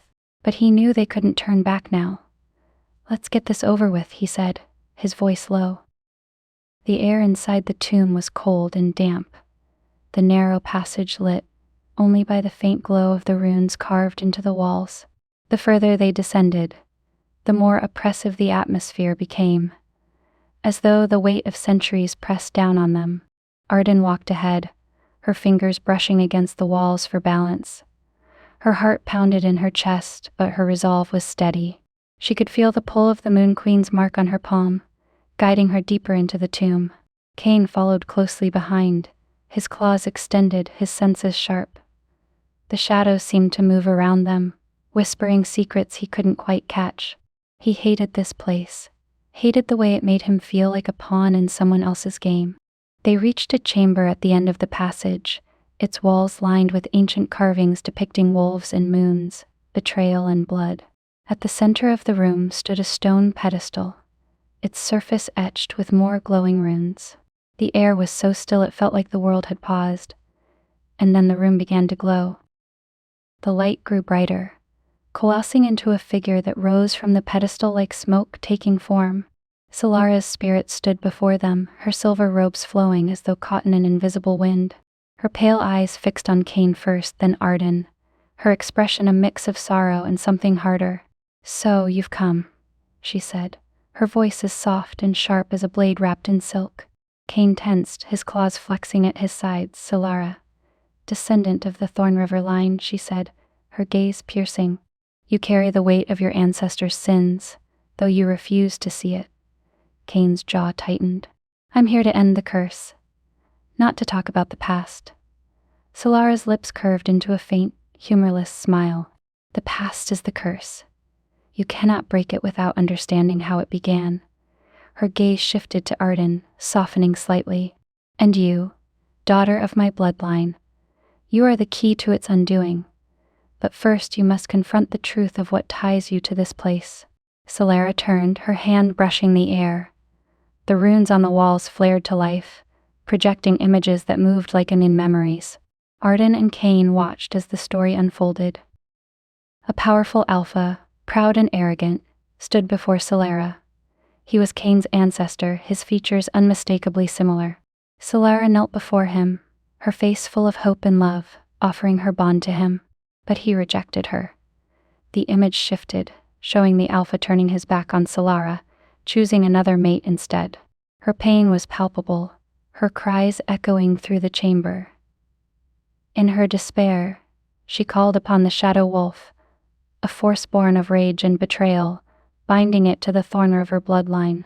"I curse them," Solara said, her voice heavy with regret. "I curse them to know the pain of rejection, to suffer the consequences of their arrogance." But I didn't foresee how deeply the curse would root itself. The Shadow Wolf grew beyond my control. The scene changed again, this time showing a woman with hair as dark as night and eyes that mirrored Ardan's. Her mother. She sought to sever the curse, Solara continued, her gaze on Ardan. But she failed. Instead, she strengthened it, believing she could contain the Shadow Wolf's power. "Her actions bound you to this fate, as much as Cain is bound by his bloodline." Ardan felt like the air had been knocked out of her. Her mother, her own mother, had played a role in perpetuating the curse. She looked down at the mark on her palm, her thoughts swirling. "She never told me," Ardan said, her voice barely above a whisper. "She never said anything about this." "Because she thought she could protect you from it," Solara said gently. "But the curse cannot be ignored. It grows stronger the more it is denied." Cain's fists clenched at his sides. "So what now? You've shown us your tragic story. What do we do about it?" Solara's gaze hardened. "The curse can only be broken by what it was meant to destroy, a bond of true love.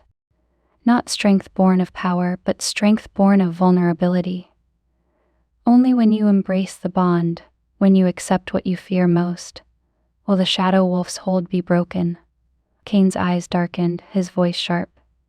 You're saying this is on me. It is on both of you, Solara replied, her voice steady. The bond is not one-sided. You must face your fears together, or you will fall together. The light around Solara began to fade, her figure growing translucent, but her voice lingered, heavy with warning.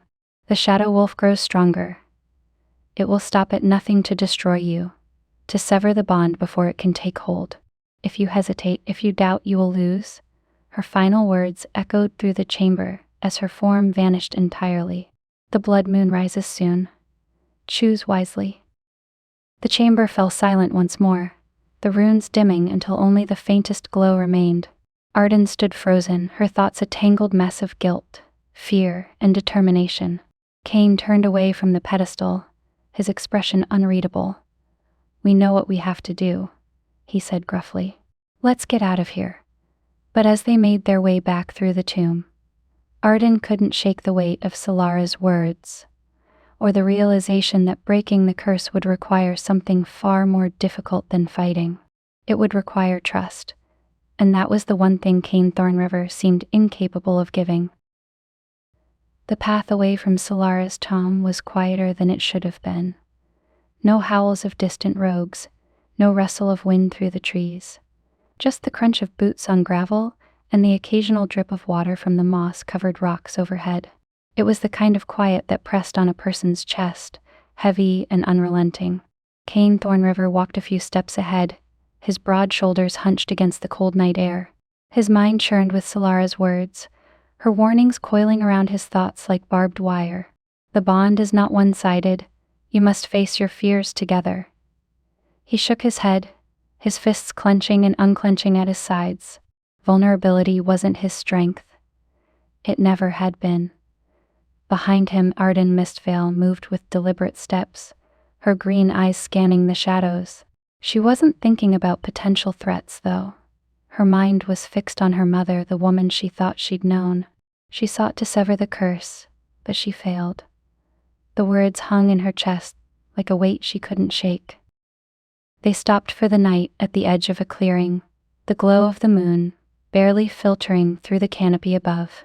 Cain built the fire without a word, his movements efficient but mechanical. Ardan sat across from him, her back against a fallen log, the mark on her palm still faintly visible in the flickering light. The fire crackled, sending embers spiraling into the darkness. For a long time, neither of them spoke. The silence between them wasn't unfamiliar, but tonight, it felt heavier, laden with everything that had been said and unsaid in the tomb. Finally, Ardan broke the silence. You don't have to carry it all, you know. Cain didn't look up from the fire. What are you talking about? The weight, she said, gesturing vaguely at him. Of the pact, of the curse, of everything.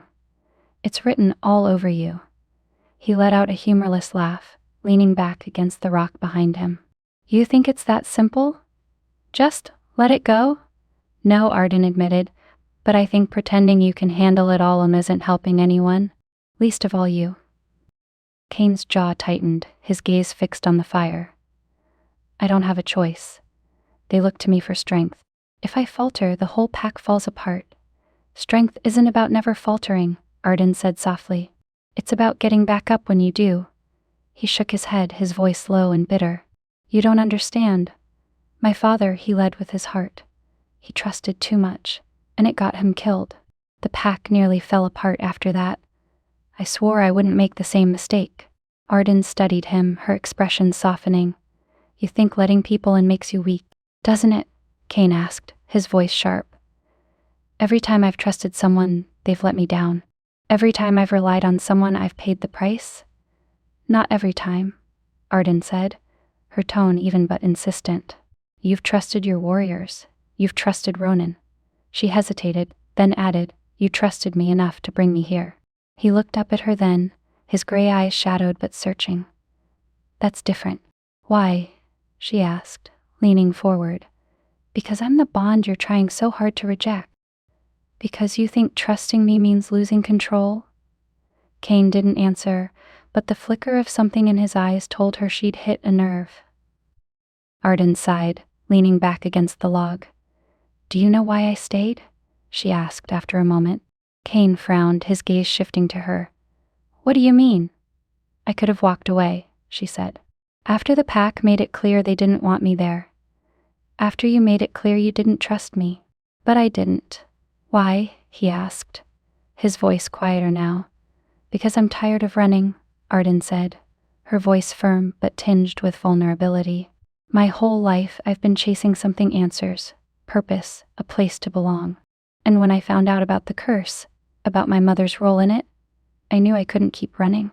If I can prove myself, if I can help you break this, I'll finally have something real." Cain studied her, the firelight casting shadows across his face. For the first time, he saw something in her he hadn't allowed himself to see before. Strength, yes, but also a determination that mirrored his own. "You think breaking the curse will fix everything?" he said, his tone softer now. "I don't know," Ardan admitted. "But it's a start." The silence between them stretched again, but this time it wasn't as heavy. It felt more like a pause, a moment of understanding hanging in the air. "You're not what I expected," Cain said finally. Ardan raised an eyebrow, a faint smirk tugging at her lips. "I'll take that as a compliment." "Don't get used to it," he said, but there was no edge in his tone. They sat in companionable silence for a while longer, the fire crackling between them. It wasn't trust, not yet, but it was something. A beginning. And for Cain, who had spent so long closing himself off, it was a step further than he'd ever thought he'd take. As the fire began to die down, Cain glanced at Ardan, who was staring into the flames with a faraway look in her eyes. The mark on her palm glowed faintly, a reminder of the bond they shared. "You know this isn't going to be easy," he said, his voice low. Ardan looked up, meeting his gaze. "I know." "Then why are you so determined?" She smiled faintly, a flicker of firelight catching the green in her eyes. "Because you're worth fighting for. Even if you don't believe it." Cain didn't respond, but her words settled in his chest, heavier than he wanted to admit. As they settled in for the night, the shadows of the past still lingered, but for the first time, they didn't seem quite so overwhelming. The fire had died down to embers, casting a faint orange glow over the clearing.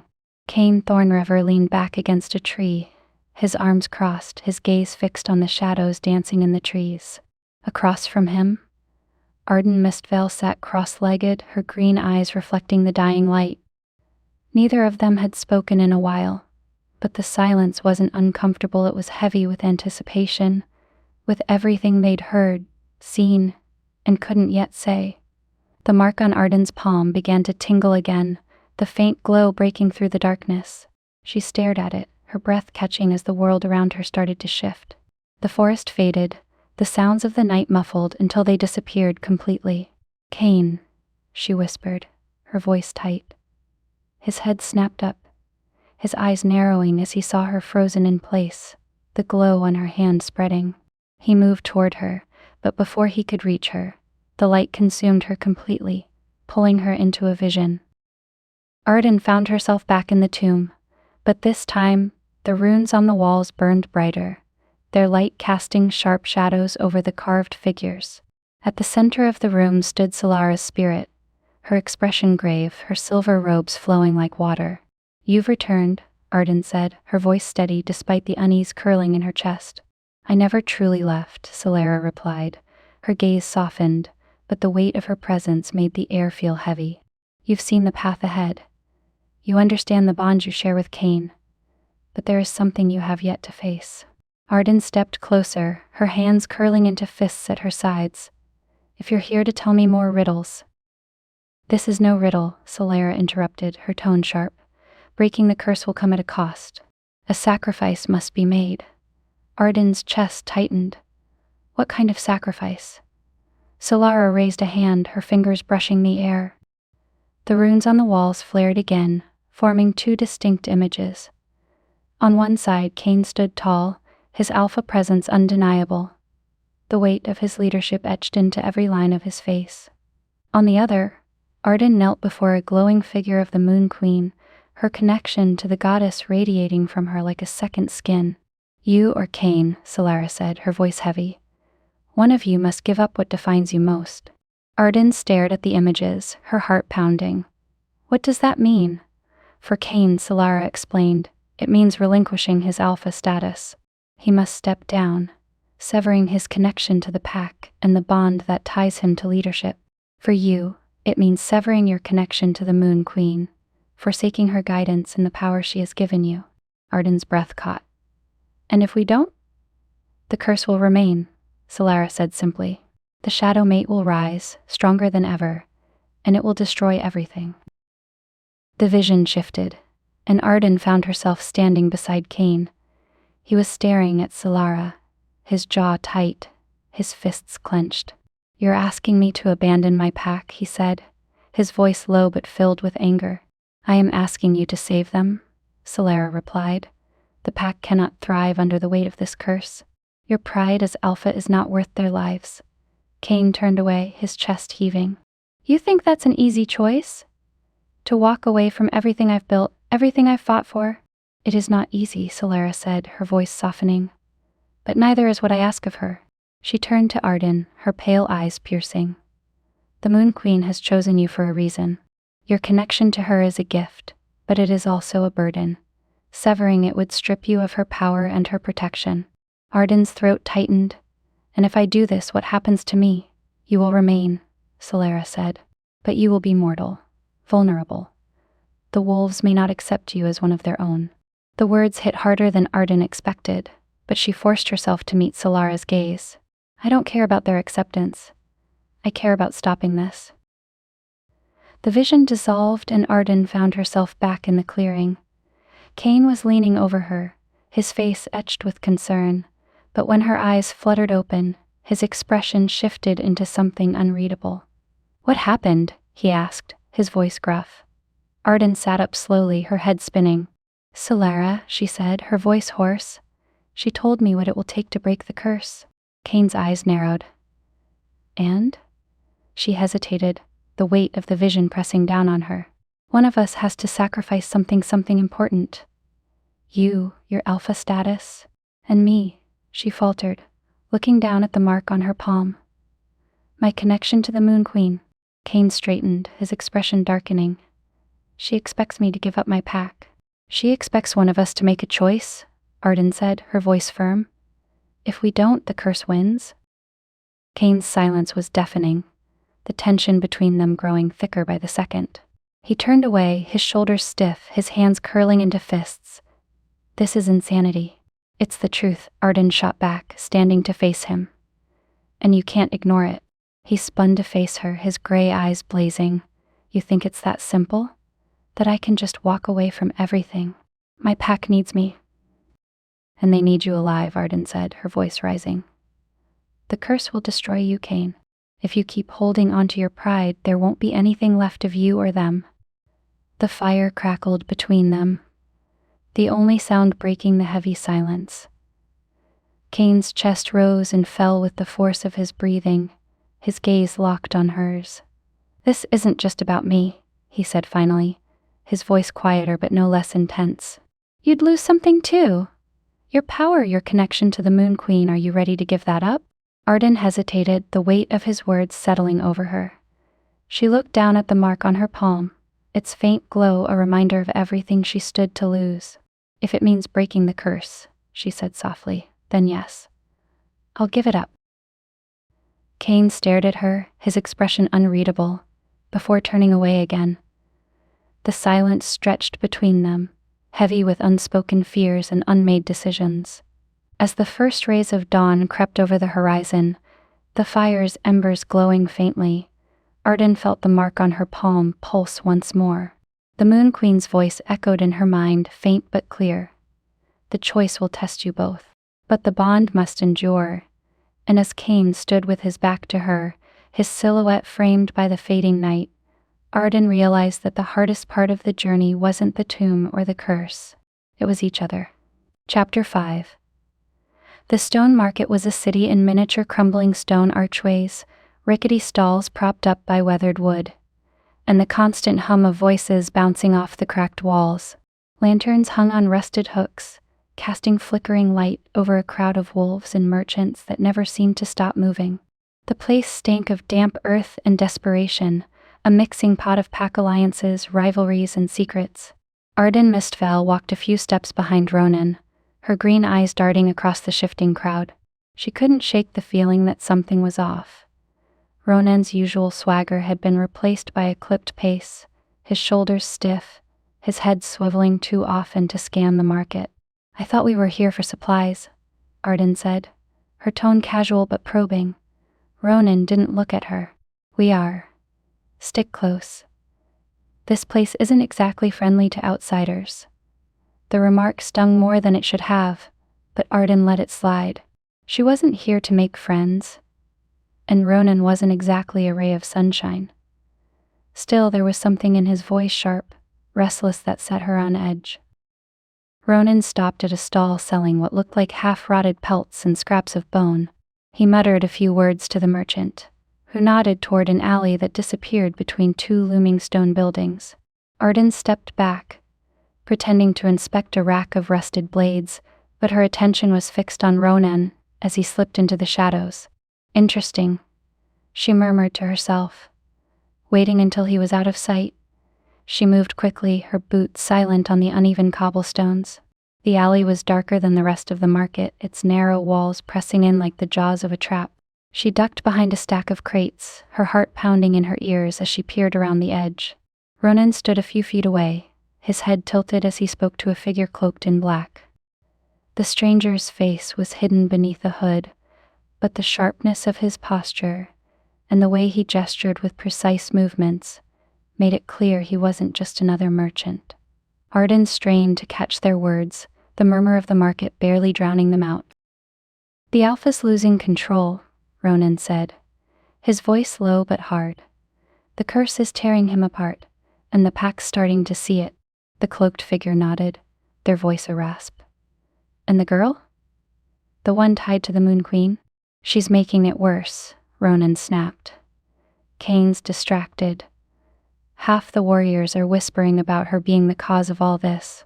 He hesitated, glancing around before leaning closer. "You tell Arya that if she moves fast, the Silver Fang pack will crumble. I'll make sure of it." The words hit Ardan like a punch to the gut. Her fingers gripped the edge of the crate, her nails digging into the wood as she fought to keep her breathing steady. The cloaked figure handed Ronan something small, glinting in the dim light. "Good. Arya's waiting. Don't disappoint her." Ronan pocketed the object and nodded. "I'll do what needs to be done." The figure disappeared into the shadows, leaving Ronan standing alone. Ardan stepped out from behind the crates, her boots crunching on the cobblestones. "So," she said, her voice cold, "this is how you protect the pack." Ronan spun around, his eyes narrowing. "What are you doing here?" "Following you," Ardan said, folding her arms. "Good thing, too. Otherwise, I might have missed the part where you sold out your alpha to Arya." Ronan's jaw tightened, but he didn't back down. "You don't understand what's happening, Mistvale. Cain's leadership is a sinking ship, and the curse is dragging us all down with him. I'm doing what I have to do to keep the pack alive. By handing us over to a rival alpha." Ardan shot back. "You think Arya's going to stop at taking out Cain? She'll tear this pack apart, and you'll be her first casualty once she's done using you." Ronan's lips curled into a sneer. "You don't belong here, Ardan. You're just a pawn in whatever game the Moon Queen's playing. Don't lecture me about loyalty when you're the reason this curse is spinning out of control." The words stung, but Ardan held her ground. "You're wrong," she said, her voice steady. "The curse isn't about me. It's about cowards like you who think betrayal is strength." Ronan stepped closer, his eyes flashing with anger. "Watch yourself, healer. You don't know how far I'm willing to go." "Neither do you," Ardan said, her voice icy. "But I'll make one thing clear, I won't let you destroy this pack." They stared each other down, the tension between them thick enough to cut. Finally, Ronan turned on his heel and stormed out of the alley, leaving Ardan alone in the shadows. Ardan leaned against the crates, her breath shaky as the reality of what she'd heard sank in. Ronan's betrayal wasn't just a threat to Cain, it was a threat to all of them. And now, more than ever, she knew she had to find a way to break the curse before it tore the Silver Fang pack apart. As she stepped back into the chaos of the stone market, the sound of voices and clinking metal filled her ears. But her focus was razor sharp. She had a mission now, one that went beyond just saving Cain. She had to save them all. The last rays of sunlight filtered through the skeletal ruins of the stone market, casting long, jagged shadows across the uneven cobblestones. The market had begun to quiet, the cacophony of traders hawking wares fading into murmurs. Ardan Mistvale stood by a stall, pretending to inspect a bundle of dried herbs while keeping her eyes on Ronan. His behavior had been strange all day, tense, twitchy, and more paranoid than usual. Ronan shifted from one foot to the other, his sharp eyes scanning the thinning crowd. Finally, he slipped into a shadowed alley without so much as a glance over his shoulder. Ardan hesitated for only a moment before following him, her steps light and silent. The alley was narrow and dimly lit, the damp stone walls amplifying the sound of her heartbeat. She pressed herself against a stack of barrels, peering around the edge as Ronan stopped a few paces ahead. A figure cloaked in black stepped out from the shadows, their face obscured by the deep hood. "Ronan," the cloaked figure said, their voice a low rasp. "You're late." "I came as soon as I could," Ronan replied, his tone sharp but low. He folded his arms, trying to project confidence, but the tension in his shoulders betrayed him. "What do you have for me?" The figure produced a folded parchment, handing it to Ronan. "Aria's offer still stands. She's ready to move against Silver Fang, but she needs to know you're committed." Ronan unfolded the parchment, scanning its contents. "I've already given you information on Cain's weaknesses. What else does she need from me?" "Assurance," the emissary said, their tone cold. "You've been feeding us scraps, Ronan. We need something solid, something that proves you're willing to go all in." Ronan's jaw clenched. "Cain's leadership is crumbling," he said. "The curse is tearing him apart, and the pack is starting to turn against him. Aria can swoop in and finish the job, but I won't risk open rebellion unless I know the pack will survive." The emissary chuckled, a sound devoid of humor. "You think Aria cares about the pack's survival? She wants control, Ronan. And that healer, the one tied to the Moon Queen, she's the key." Ardan's breath caught in her throat, her pulse quickening. "She's not part of this," Ronan said, his tone faltering slightly. "She's part of all of it," the emissary countered. "Aria wants her alive. Whatever bond she has with Cain, it's tied to the curse. If we take her, we weaken him further." Ronan hesitated, the parchment crumpling slightly in his grip. "I'll think about it." "You don't have time to think," the emissary said, their voice turning icy. "The blood moon is coming, and when it rises, so does the shadow wolf. Make your choice, Ronan."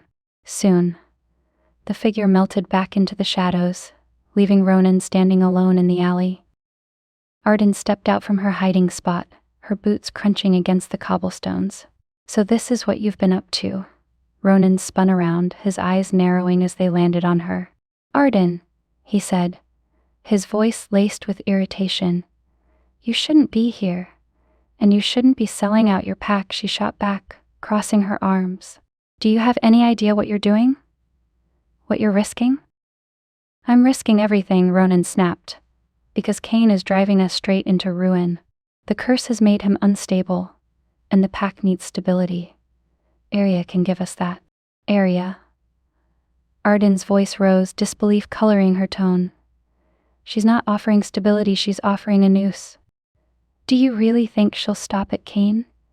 She'll take everything, and you'll be the first casualty once she's done using you." Ronan took a step closer, his eyes blazing. "You don't understand what it's like to watch the pack you've sworn to protect fall apart. You don't understand the weight of loyalty, Ardan." "Don't lecture me about loyalty," she said, her voice cold. "You're the one stabbing your alpha in the back. And for what? A false promise from a rival alpha who doesn't care if you live or die." Ronan sneered. And what about you? You show up with your Moon Queen magic and your bond, and suddenly we're all supposed to believe you're here to save us. Your presence is dividing the pack, not saving it. If anything, you're the curse." The words stung, but Ardan refused to let him see it. "You're wrong," she said, her voice steady. "The curse isn't me. The curse is the betrayal and fear that people like you feed on. You're not saving the pack, Ronan. You're dooming it." They stood in tense silence, the weight of her words hanging between them. Finally, Ronan scoffed and turned away. "You don't know anything, Ardan," he said over his shoulder. "Stay out of my way." Ardan stood alone in the alley, her hands curling into fists at her sides. The truth of what she'd overheard was a heavy weight in her chest, but it also brought clarity. Ronan wasn't just a threat to Cain, he was a threat to all of them. And now she knew that Arya's sights were set on her. As she stepped back into the chaos of the stone market, Ardan's resolve hardened. Whatever it took, she wouldn't let Ronan's betrayal destroy the Silver Fang pack. And she wouldn't let Arya win. The Alpha's keep was a fortress of stone and silence, its grand hall dimly lit by flickering torches mounted on the walls. The council gathered around a long, weathered table that had seen more battles discussed than it had feasts served. Tension hung heavy in the air, like the prelude to a storm, as Cain Thorn River took his seat at the head of the table. His jaw was set, his eyes scanning the room, daring anyone to question his authority. Ardan Mistvale stood near the back of the room, her hands clasped tightly in front of her. She felt the weight of every gaze that flickered her way, some filled with suspicion, others with open disdain. She had never felt more like an outsider. Ronan sat to Cain's right, his expression carefully neutral, though his sharp eyes betrayed a calculating mind. The rest of the council members, a mix of elders and warriors, murmured among themselves, their voices low but pointed. Cain raised a hand, silencing the room with a single motion. "The rogues are growing bolder," he began, his voice steady but edged with frustration. "Their attacks are no longer random. They're organized, strategic. Someone is feeding them information." The council erupted into murmurs, the accusations flying fast. "It's the curse," one elder said, his voice trembling. "The shadow wolf is stirring." "Or maybe it's weakness in leadership," another muttered, his gaze flicking to Cain. Cain's eyes narrowed, but before he could respond, Ronan leaned forward, his voice smooth as silk. "Perhaps it's neither," Ronan said, his words measured. "Perhaps the problem lies closer to home." The room fell silent. All eyes turned to Ronan, who paused just long enough to let the tension build before continuing. "We've all seen the changes since Ardan arrived," Ronan said, his tone almost conversational. "The Moon Queen's mark on her is no secret. And while some might call it a gift, others might see it as an invitation." Ardan's heart sank, but she forced herself to stand tall. "What exactly are you implying, Ronan?" she asked, her voice steady despite the heat rising in her chest. Ronan turned to her, a faint smirk playing at his lips. "I'm implying nothing. I'm simply asking questions. Questions we should all be asking." He gestured to the room. "The curse has grown stronger since your arrival. The rogues are targeting us with more precision than ever before. And the shadow wolf? Well, it's no coincidence that it manifests in the presence of someone tied to the Moon Queen." "That's enough," Cain growled, his voice low and dangerous. But Ronan wasn't finished. He turned to the rest of the council, his voice rising. "I'm not questioning Ardan's intentions, of course, but we can't ignore the facts. Her bond to Cain is unsealed.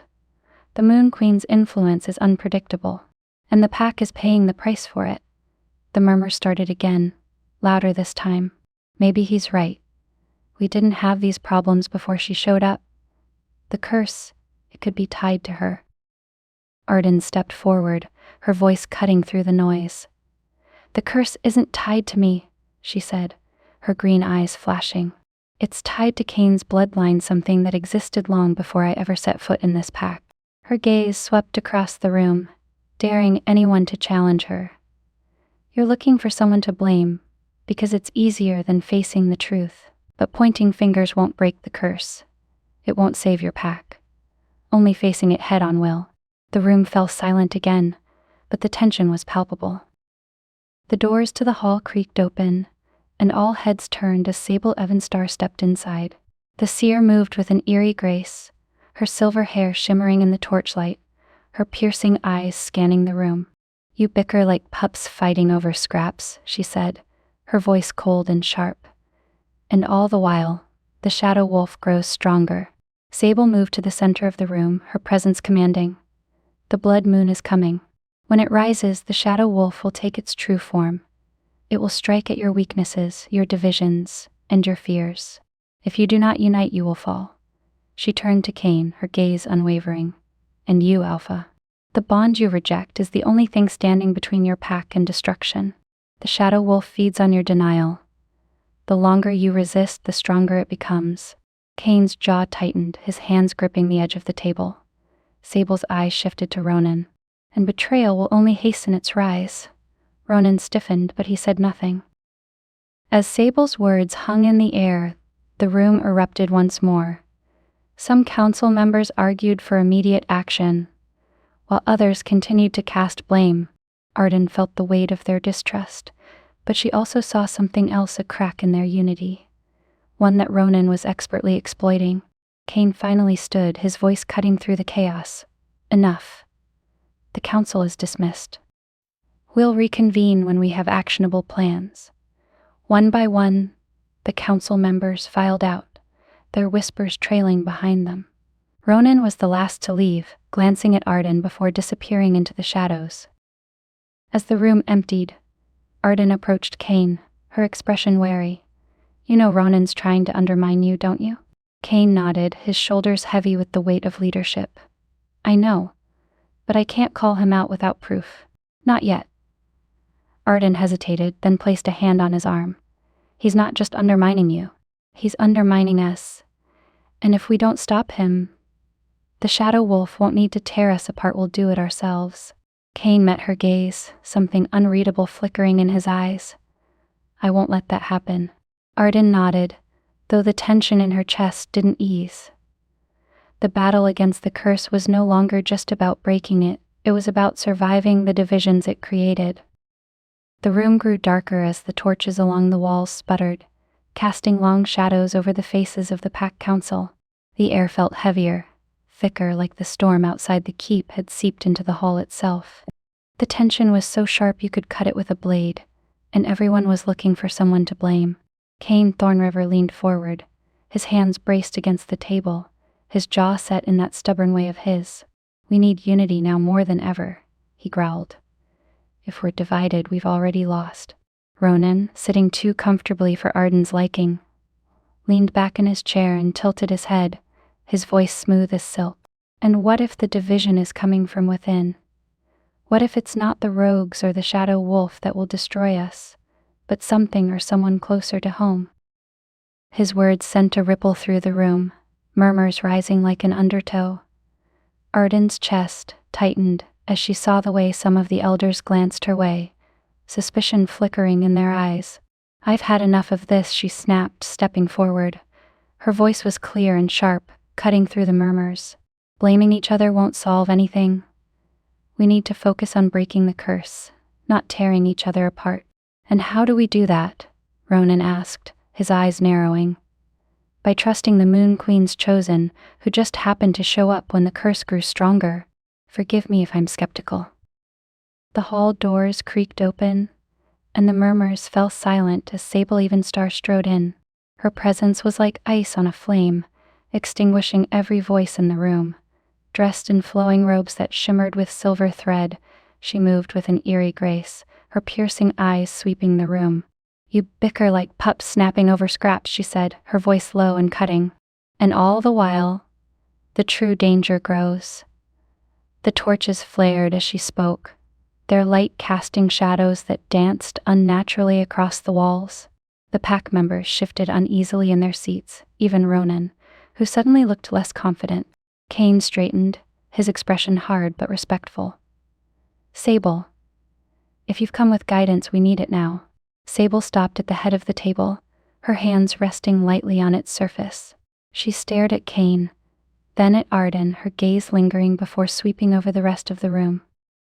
"The blood moon rises in 3 days," she said, her voice echoing unnaturally. "And with it, the shadow wolf will seek to break free of its chains. Its claws thrive on betrayal, and its hunger is fed by division." Her eyes locked onto Ronan, and though she didn't say his name, the implication was clear.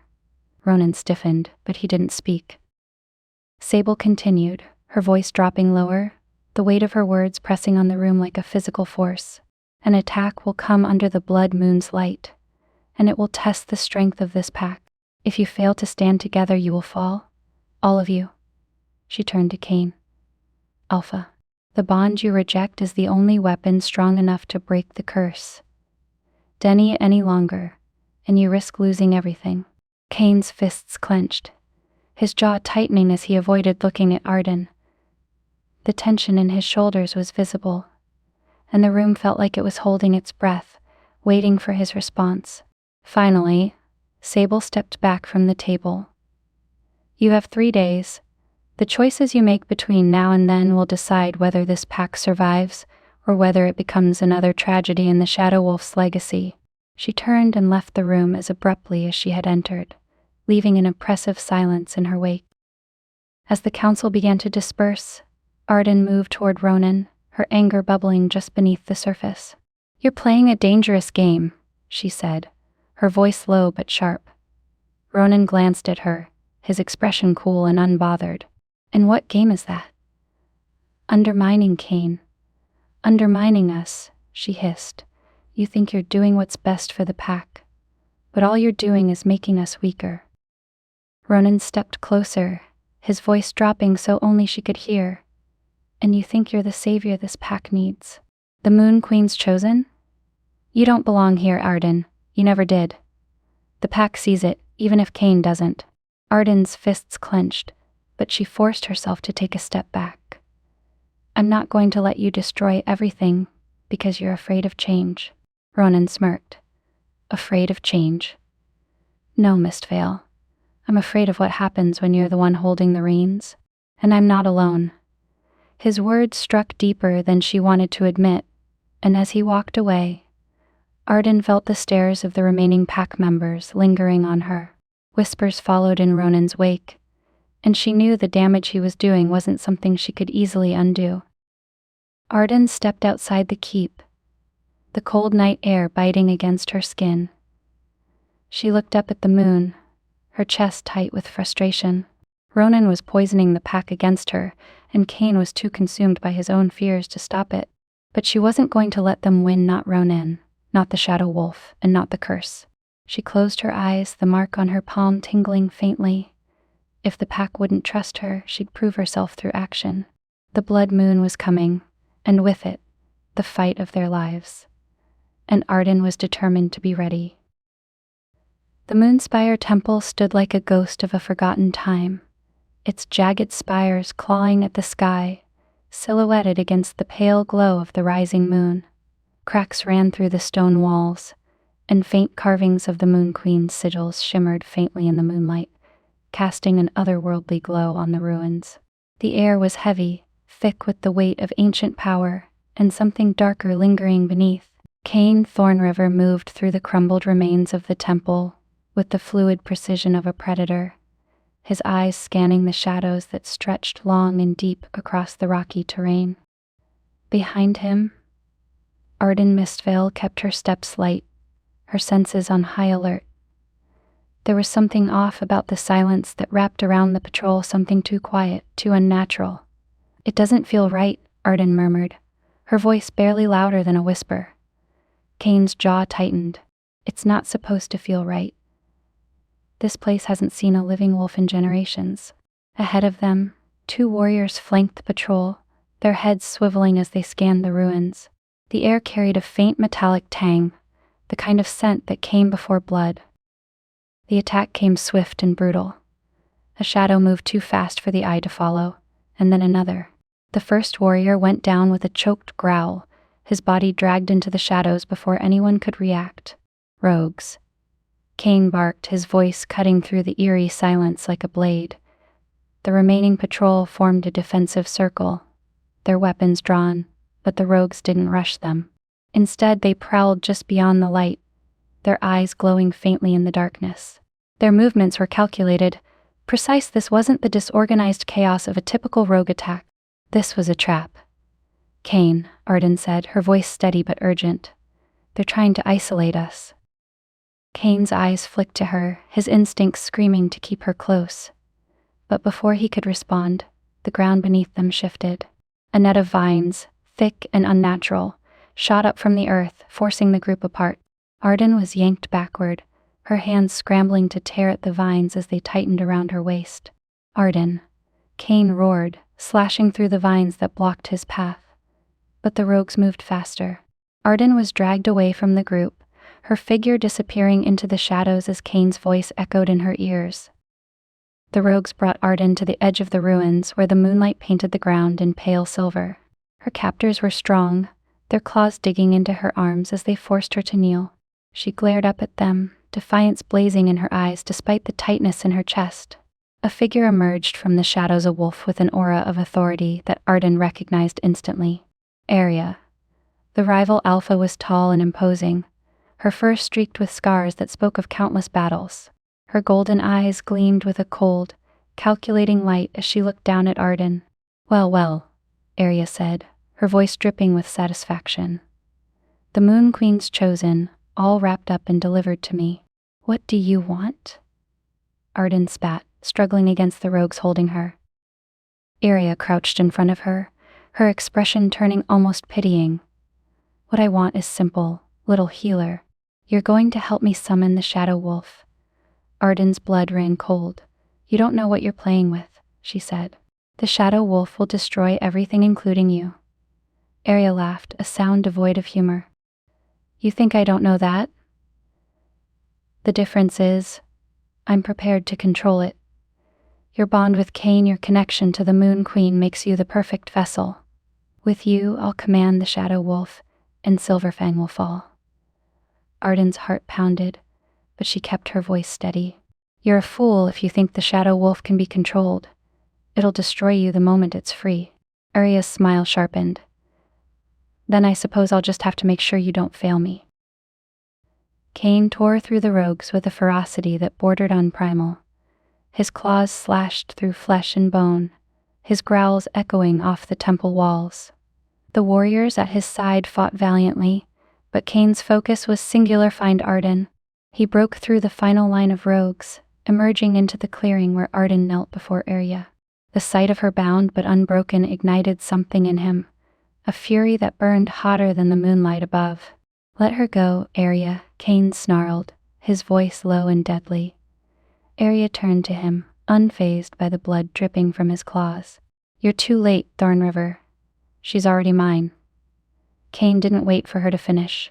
He lunged, his speed unmatched as he collided with Arya. The two alphas clashed with a force that shook the ground, their growls and snarls tearing through the night. As the battle raged around her, Ardan focused on the mark on her palm. It glowed faintly, a reminder of her connection to the Moon Queen. She closed her eyes, reaching out with her thoughts, her energy, until the vines binding her began to loosen. When she was free, she wasted no time. She grabbed a fallen dagger from the ground and turned to the nearest rogue, her movements quick and precise. Ardan, get out of here, Cain shouted, his voice strained as he grappled with Arya. But Ardan didn't leave. She fought her way to his side, her determination unwavering. Together they forced Arya and her rogues back, the tide of the battle turning in their favor.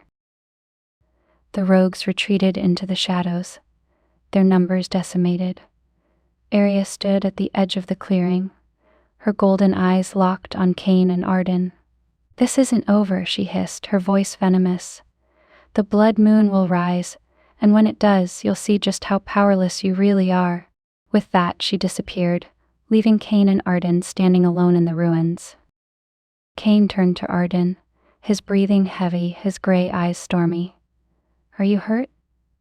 Ardan shook her head, though her body ached from the fight. I'm fine. You should have left, he said, his tone sharp. And let you face her alone? She shot back. Not a chance. Their gazes locked, the weight of everything unsaid hanging between them. Finally, Cain exhaled, his shoulders relaxing slightly. We need to prepare, he said. Arya won't stop until she gets what she wants. And neither will we, Ardan replied, her voice firm. As they turned back toward the keep, the moonlight bathed the ruins in silver, a reminder of the battle yet to come. The Moonspire temple loomed like a phantom in the distance, its broken spires jagged against the night sky. The pale light of the moon danced over the ancient carvings etched into the stone, their glowing patterns pulsing faintly like a heartbeat. The air was thick with the scent of damp earth and blood. Cain Thorn River's senses were sharp, his pulse steady, even as chaos erupted around him.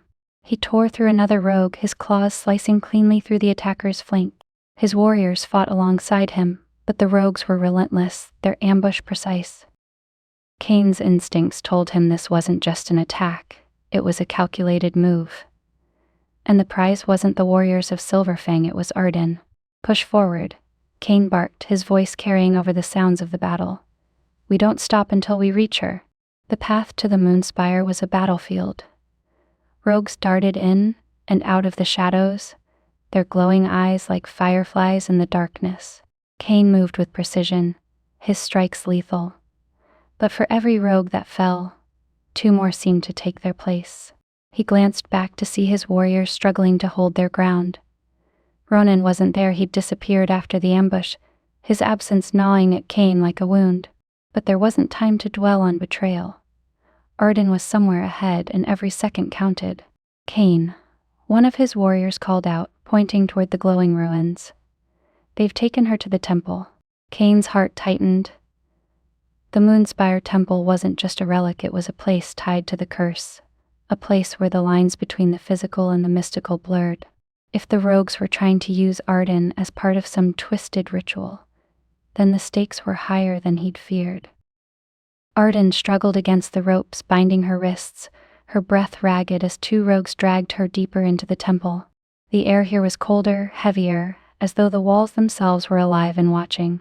The glowing carvings pulsed faster now, their light flickering as though in rhythm with her heartbeat. Arya's voice cut through the darkness, sharp and cruel. You feel it, don't you? The Moon Queen's power running through this place. It's connected to you, healer. And soon, it'll be mine. You don't know what you're doing, Ardan spat, glaring up at her. The Shadow Wolf can't be controlled. You'll destroy yourself and your pack. Arya crouched in front of her, her golden eyes glinting. Perhaps. But if it means destroying Silver Fang, it's a price I'm willing to pay. Before Ardan could respond, the temple trembled, the carvings flaring brightly as the sound of battle reached the inner chamber. Your Alpha has come for you, Arya said, standing. Let's see if he can save you. Cain burst through the temple doors, his eyes locking onto Ardan immediately. The rogues turned to face him, but he didn't hesitate. His claws tore through the first 2 attackers, his growl low and deadly. Cain. Ardan shouted, struggling against her bonds. Arya stepped into his path, her expression calm but her stance ready. You're predictable, Thorn River. Charging in, thinking brute strength will save the day. Cain didn't answer. He lunged at her, their clash echoing through the chamber as claws met claws. Arya was faster than he'd anticipated, but Cain's determination burned hotter than her fury. Meanwhile, Ardan closed her eyes, focusing on the mark on her palm. She could feel the energy of the Moon Queen coursing through her, faint but steady. She whispered an incantation her mother had taught her long ago, and the glowing carvings on the walls responded, their light spreading toward her bonds. The ropes began to loosen, the strands unraveling as though pulled by invisible hands. Ardan broke free just as Cain knocked Arya to the ground. But before he could strike the final blow, the rival Alpha smirked and whistled sharply. More rogues poured into the chamber, surrounding Cain and Ardan. Cain snarled, his body tensing as he prepared to fight. But Ardan stepped forward, her palm glowing with the Moon Queen's light. Get behind me, she said, her voice steady. Ardan, trust me. The glowing light spread outward, filling the chamber. The rogues hesitated, their snarls fading into uneasy growls. Ardan raised her hand, and the light flared brighter, forcing the rogues to retreat, their bodies vanishing into the shadows. When the chamber finally fell silent, Ardan lowered her hand, her body trembling from the effort. Cain approached her, his gray eyes scanning her for injuries. "Are you hurt?" Ardan shook her head, though her voice was shaky. "I'm fine." Aria's voice echoed from the shadows, sharp and venomous. "This isn't over, Thorn River.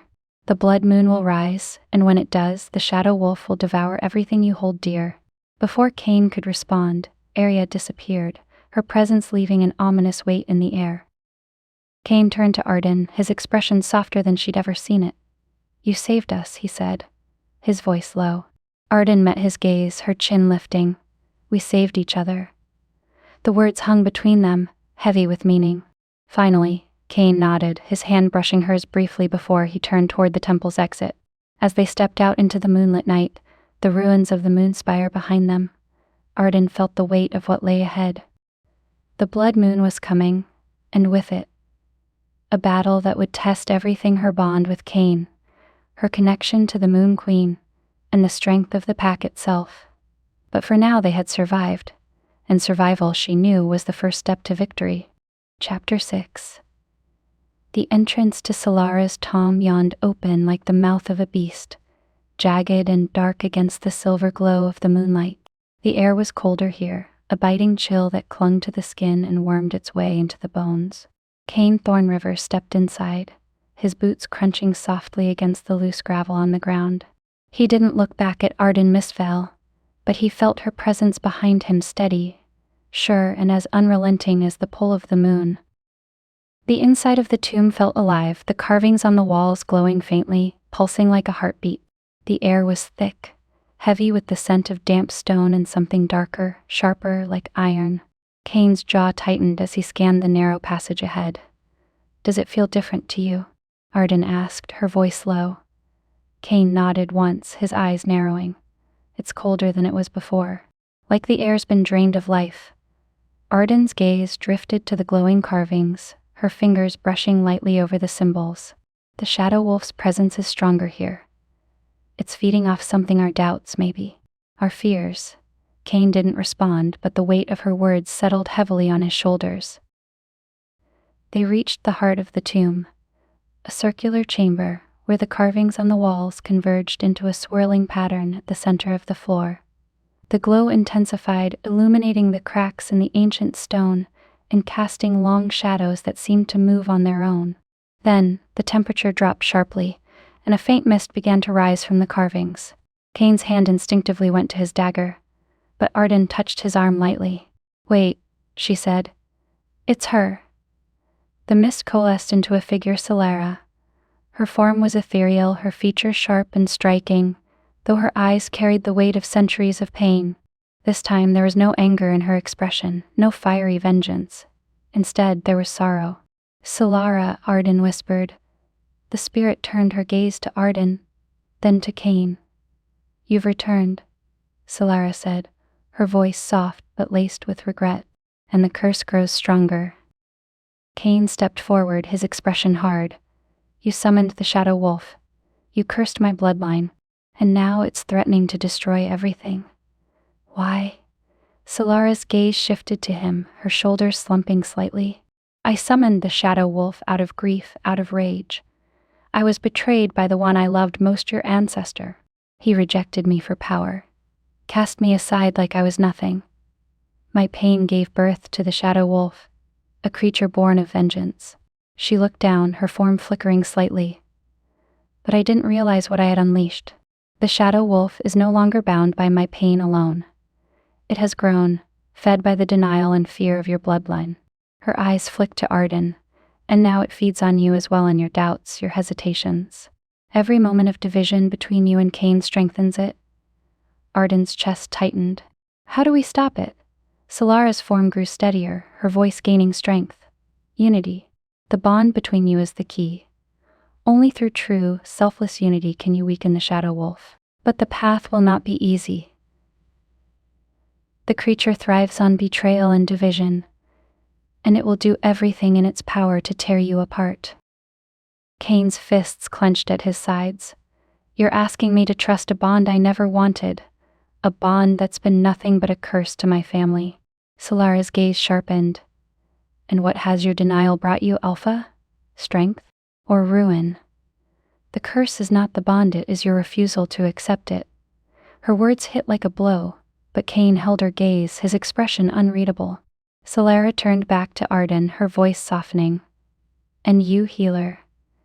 You carry the Moon Queen's mark, but you doubt your place in this pack, in this bond. That doubt weakens you and him. Ardan swallowed hard, the truth of Solara's words settling uncomfortably in her chest. Solara stepped back, her form beginning to fade. The blood moon is coming. When it rises, the shadow wolf will manifest fully. If you are not united by then, it will destroy you both and everything you love. As Solara's spirit faded, the carvings on the walls dimmed, leaving the chamber bathed in shadows. The coldness in the air lingered, and the silence felt oppressive. Cain turned to Ardan, his gray eyes dark and stormy. Do you believe her? Ardan met his gaze, her green eyes steady despite the turmoil inside her. I don't think we have a choice. Cain's jaw tightened, and he looked away, his fists clenching again. Unity, he muttered, the word like a curse. Ardan stepped closer, her voice softer now. Cain, this isn't just about us. It's about the pack. If we don't stop the shadow wolf, it won't matter who's alpha or who's healer. Everything will be gone. For a moment he said nothing, the weight of her words pressing down on him. Finally he nodded, though the tension in his shoulders didn't ease. Let's get out of here, he said, his voice rough. As they left the tomb, the glow of the carvings flickering faintly behind them, Ardan couldn't shake the feeling that Solara's words were more than a warning, they were a challenge, and whether they rose to meet it or not would determine everything. The air inside Solara's tomb was thick with an oppressive stillness, the kind that wrapped around you like a smothering shroud.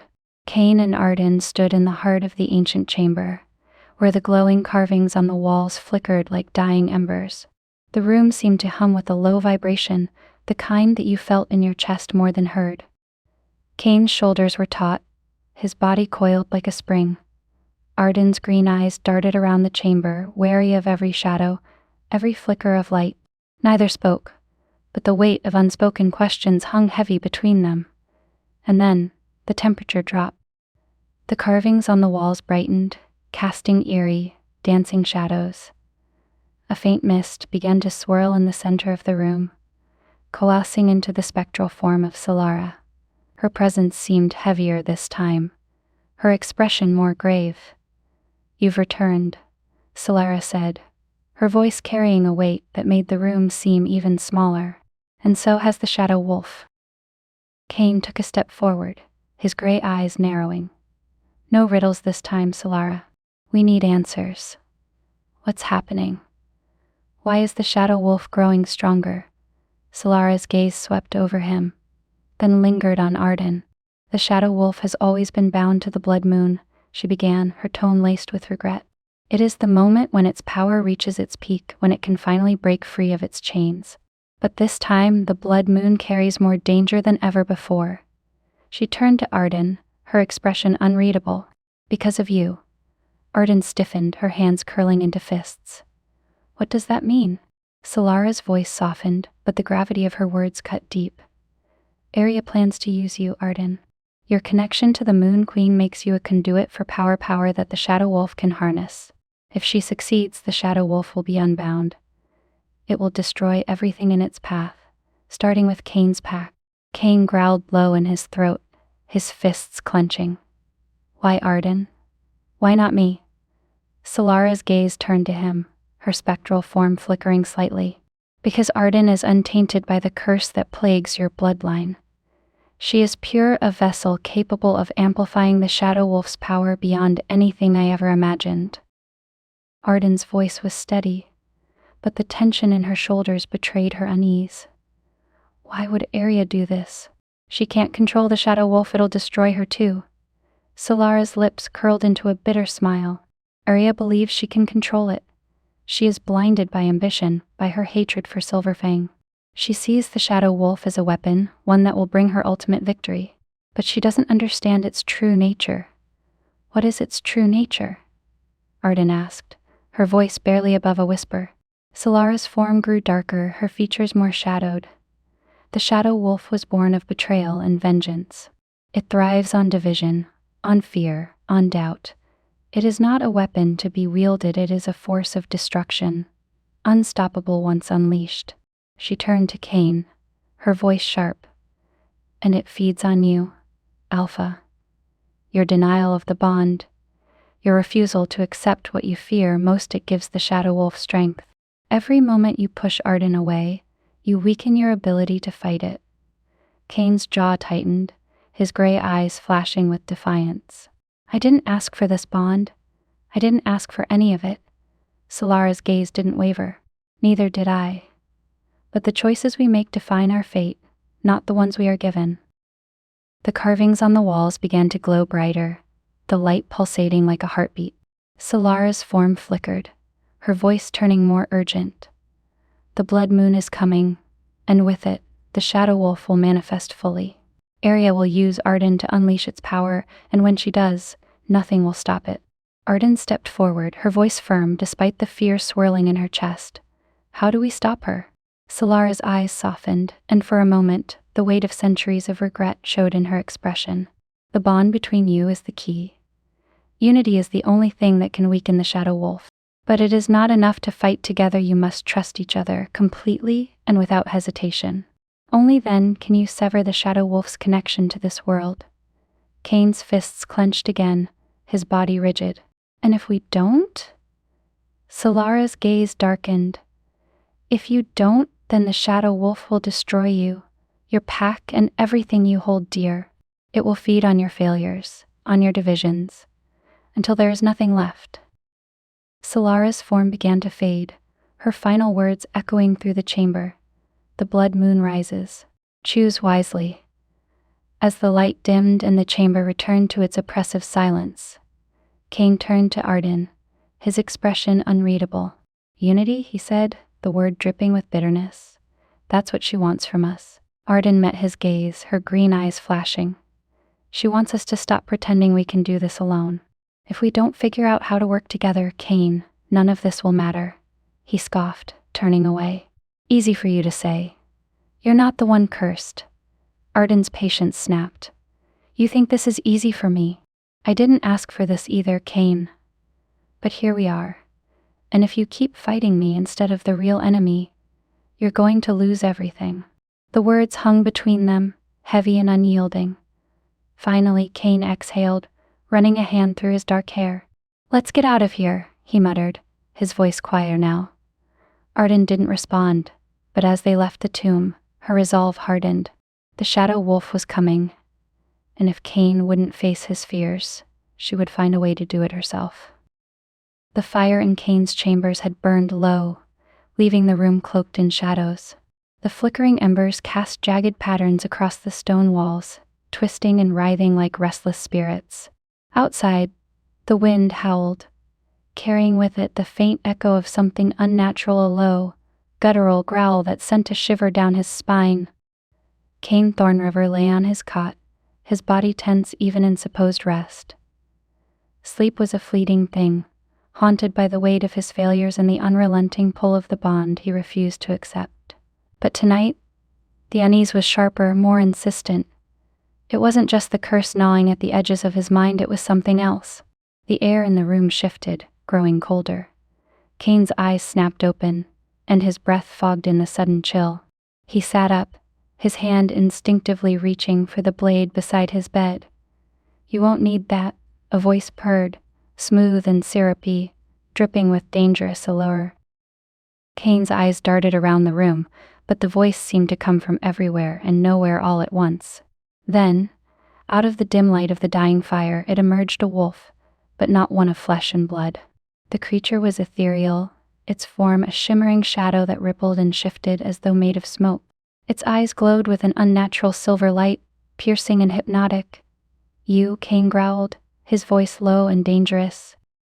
The shadow mate stepped closer, its movements graceful, almost seductive. Its voice was soft, melodic, yet it carried an edge that cut deep. "Yes, me, we've danced around this long enough, haven't we, Alpha?" Cain clenched his fists, his jaw tightening. "What do you want?" The wolf tilted its head, its glowing eyes narrowing slightly. "I want what you want, Cain. Power, freedom, strength beyond measure." It circled him, its voice weaving through the room like a siren's song. "You're tired of this, aren't you? The weight of the bond you never asked for, the prophecy, the endless expectations." Cain didn't respond, but the flicker in his eyes betrayed him. The shadow mate chuckled softly. "Ah, I see it. You've dreamed of casting it all aside, haven't you? Of ruling without the chains of destiny or the burden of love. Imagine it, Cain and Alpha unmatched, a leader whose power is his own, not tied to a healer's fragile existence or a curse-bound bloodline." The words slid under his skin, burrowing deep. Cain shook his head, trying to clear the fog creeping into his mind. "And what would that cost me?" "Everything." The shadow mate's grin widened, its teeth glinting like daggers. "Not everything. Just her." The room dissolved around Cain, and suddenly he was standing in the center of Silver Fang's territory. But it was different. The air crackled with raw energy, and the wolves around him knelt, their heads bowed in absolute submission. He stood taller, stronger, his presence commanding without effort. "This is your future, Cain," the shadow mate said, its voice echoing in his mind. "A future where you rule with unchallenged power. No bonds, no curses, just strength." The vision shifted. Ardan appeared at the edge of the scene, her green eyes filled with betrayal. She stood alone, her body frail, her connection to the Moon Queen severed. She reached for him, but the chasm between them widened, the ground splitting apart as she fell into the abyss. "Do you see it now?" the shadow mate whispered, its tone intoxicating. "She weakens you. The bond, the prophecy, it's a noose around your neck, dragging you down. Without her, you could have this." The vision of his powerful future shimmered before him, tantalizing and terrifying in equal measure. Cain's fists clenched as he pulled himself from the vision, his breathing ragged. The shadow mate stood before him, its glowing eyes watching him intently. "You can feel it, can't you?" it said softly. "The freedom. The power. All you have to do is let her go. Reject the bond once and for all, and I will give you everything." Cain's voice was low, but it carried a dangerous edge. "And if I don't?" The shadow mate's grin vanished, replaced by a cold, menacing stare. "Then you will fall, just as she will. The shadow wolf will devour everything you hold dear, and when the blood moon rises, there will be no salvation for you or your pack." The creature began to fade, its form dissolving into the shadows of the room, but its parting words lingered, sharp and unyielding. "Think on it, Alpha. You don't have much time." As the air warmed again, and the fire's embers flickered weakly, Cain sat on the edge of his cot, his head in his hands. The shadow mate's words echoed in his mind, twisting and turning, until they became impossible to ignore. He thought of Ardan, her fierce determination, her defiance, the way she challenged him in ways no one else dared to. But he also thought of the weight of the bond, the curse, the prophecy. Could he really carry it all? Could he risk everything for something he didn't fully understand? The moonlight, streaming through the window, painted his face in silver, its glow cold and unrelenting. Cain Thorn River sat in the silence of his chambers, caught between the lure of power and the fragile thread of hope that Ardan represented. And for the first time he didn't know which path he would choose. The darkness in Cain's chambers was impenetrable, save for the slivers of moonlight slipping through the cracks in the stone walls. The fire had died hours ago, leaving only the faint scent of ash in the air. He lay on his cot, eyes closed but far from rest, his mind tangled in the labyrinth of responsibilities and failures. Sleep had always been elusive, but tonight It felt like a trap, like closing his eyes would drag him into something deeper, something darker. And it did. Cain opened his eyes to find himself standing at the edge of the Silver Fang territory. But it wasn't the territory he knew. The forest had grown thick and wild, the trees looming like sentinels with gnarled branches that twisted toward the sky. The wind carried an unnatural stillness, as though the world were holding its breath. And then he saw it himself. Cain Thorn River stood in the heart of the territory, towering and untouchable. His fur was sleek, his stance unyielding, and his eyes burned with a silver light that promised power. Wolves knelt before him, their heads bowed in reverence. He raised his hand, and the earth trembled at his command. He didn't need to speak. His presence alone demanded loyalty. "You see it now, don't you?" The voice came from everywhere and nowhere, low and smooth, laced with a dangerous kind of charm. Cain turned to see the shadow mate standing beside him. Its form more solid now, its smoky edges sharper. Its glowing eyes gleamed with satisfaction as it surveyed the vision of Cain's dominion. "This is what you were meant to be," it said, stepping closer. "An alpha who answers to no one. No curse. No bond. No weakness." Cain didn't respond, his gaze fixed on the wolves bowing before him. They were strong, united, their loyalty unwavering. It was everything he'd fought for, everything he thought he'd lost. "You could have this," the shadow mate continued, its voice dripping with promise. "The curse binds you no longer. The bond is a memory. And your pack thrives under your rule." Cain's chest tightened. "And what about Ardan?" The shadow mate chuckled, the sound low and mocking. "Ardan?" it repeated, its tone laced with disdain. "She was a distraction, a tether holding you back. Without her, you are free." The vision shifted. Ardan appeared at the edge of the scene, her figure smaller, more fragile than he remembered. Her green eyes, once fierce and defiant, were hollow, her shoulders hunched as though carrying an invisible weight. "You abandoned her?" the shadow mate said softly. "And she broke, just as they all do. But she was never meant to stand beside you. She was never meant to be part of your story." The vision changed again, the vibrant Silver Fang territory dissolving into ash and ruin. The once loyal wolves lay scattered and lifeless, their blood staining the earth.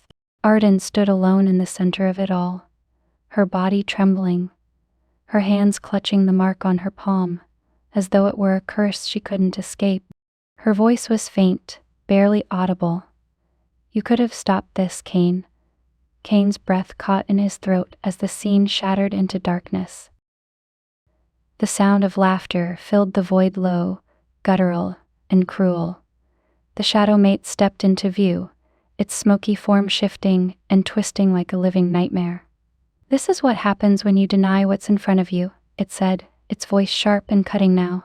"You think you're strong, Cain Thorn River. But you're nothing without me." Its eyes flared, burning brighter as it loomed closer. "Choose me, and you can rule without fear, without weakness. Deny me, and watch everything you love crumble into dust." Cain's eyes flew open, his chest heaving as he bolted upright in his cot. His body was slick with sweat, his heart pounding like a war drum. The room was quiet now, the fire long dead, the moonlight casting a pale glow across the stone floor. He ran a hand through his dark hair, his fingers trembling. The vision clung to him like a shadow. Every detail burned into his memory, the power, the ruin, Ardan's broken form. He stood and crossed the room, gripping the edge of the stone windowsill as he stared out into the night. The moon hung heavy in the sky, its light cold and unforgiving. The shadow wolf's words echoed in his mind. "Choose me, or lose everything." Cain clenched his fists, his nails digging into his palms. He wasn't ready to admit the truth, not even to himself. But deep down he knew the blood moon was coming, and with it, a choice that would define everything: his bond with Ardan, the fate of his pack, and the shadow that loomed over them all. Chapter 7. The Silver Fang Council Hall was a powder keg waiting for a spark. The elders sat around the weathered table, their voices a cacophony of accusations and doubts. The torches lining the walls flickered and sputtered, their flames dancing with the tension that filled the room. Cain Thorn River stood at the head of the table, his gray eyes scanning the room, sharp and unyielding. But even he couldn't ignore the growing fractures in his pack. Ronan's voice cut through the noise like a blade. You can't keep ignoring the signs, Cain. The pack is divided, the curse is growing stronger, and the rogues are at our borders. How long are you going to pretend this isn't falling apart? Cain's jaw tightened, but before he could respond, Ardan Mistvale stepped forward. Blaming each other won't stop the curse or the rogues, she said, her voice firm. We need to stand together, or we're handing Arya exactly what she wants.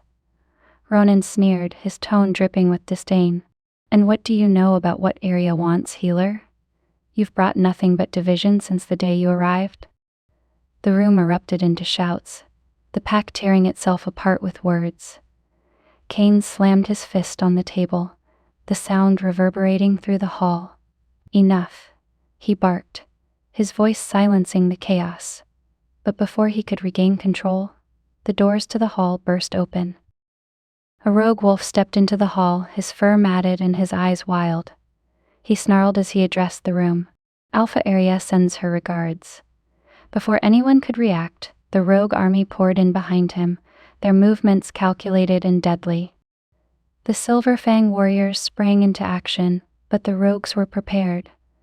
The battle erupted with a ferocity that shook the hall, the clash of claws and teeth filling the air. Cain's focus snapped to the fight, his instincts kicking in. He tore through the first rogue that came at him, his claws slicing cleanly through fur and flesh. But the sheer number of rogues was overwhelming, and it became clear that this wasn't just an ambush, it was a coup. Arya stepped into the hall, her golden eyes gleaming with triumph. She stood tall, her presence commanding even amid the chaos. Thorn River, she called out, her voice carrying over the noise. You've held this pack together with nothing but stubbornness and denial. It's time for a real alpha to take over. Cain growled low in his throat, his body coiled like a spring. You'll regret stepping foot on my land, Arya, she smirked. Oh, I don't think I will. Amid the chaos, Ardan fought alongside the warriors, her hands glowing faintly with the Moon Queen's power. She struck down one rogue, then another, her movements quick and precise. But her focus was split, her eyes constantly darting to Cain as he clashed with Arya. She didn't see the trap until it was too late. A group of rogues surrounded her, their movements coordinated.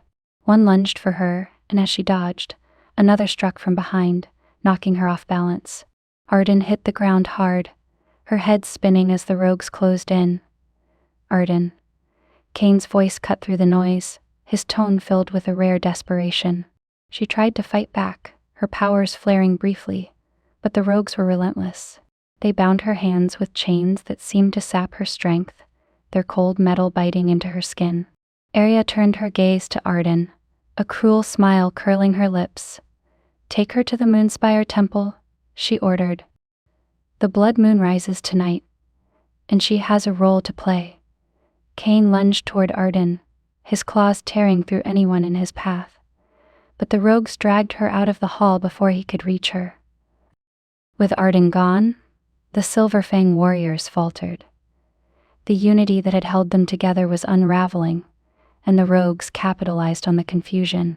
Cain's roar echoed through the hall as he fought his way to the center of the room, his eyes wild with fury.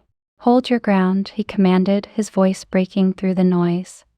But the pack was divided, some turning on each other in the confusion, others retreating in fear. Arya's laughter rang out as she watched the chaos unfold. You've already lost, Thorn River, she said, her tone mocking. The blood moon belongs to me. Cain snarled, his muscles taut as he prepared to lunge at her again. But before he could move, she disappeared into the shadows, her rogues following her lead. When the battle finally ended, the council hall was in shambles. The floor was slick with blood, the walls marred with deep gashes. Cain stood in the center of the room, his breathing heavy, his hands clenched into fists. Ronan approached him, his expression grim. She has Ardan, he said quietly. Cain's gray eyes burned with anger as he turned to Ronan.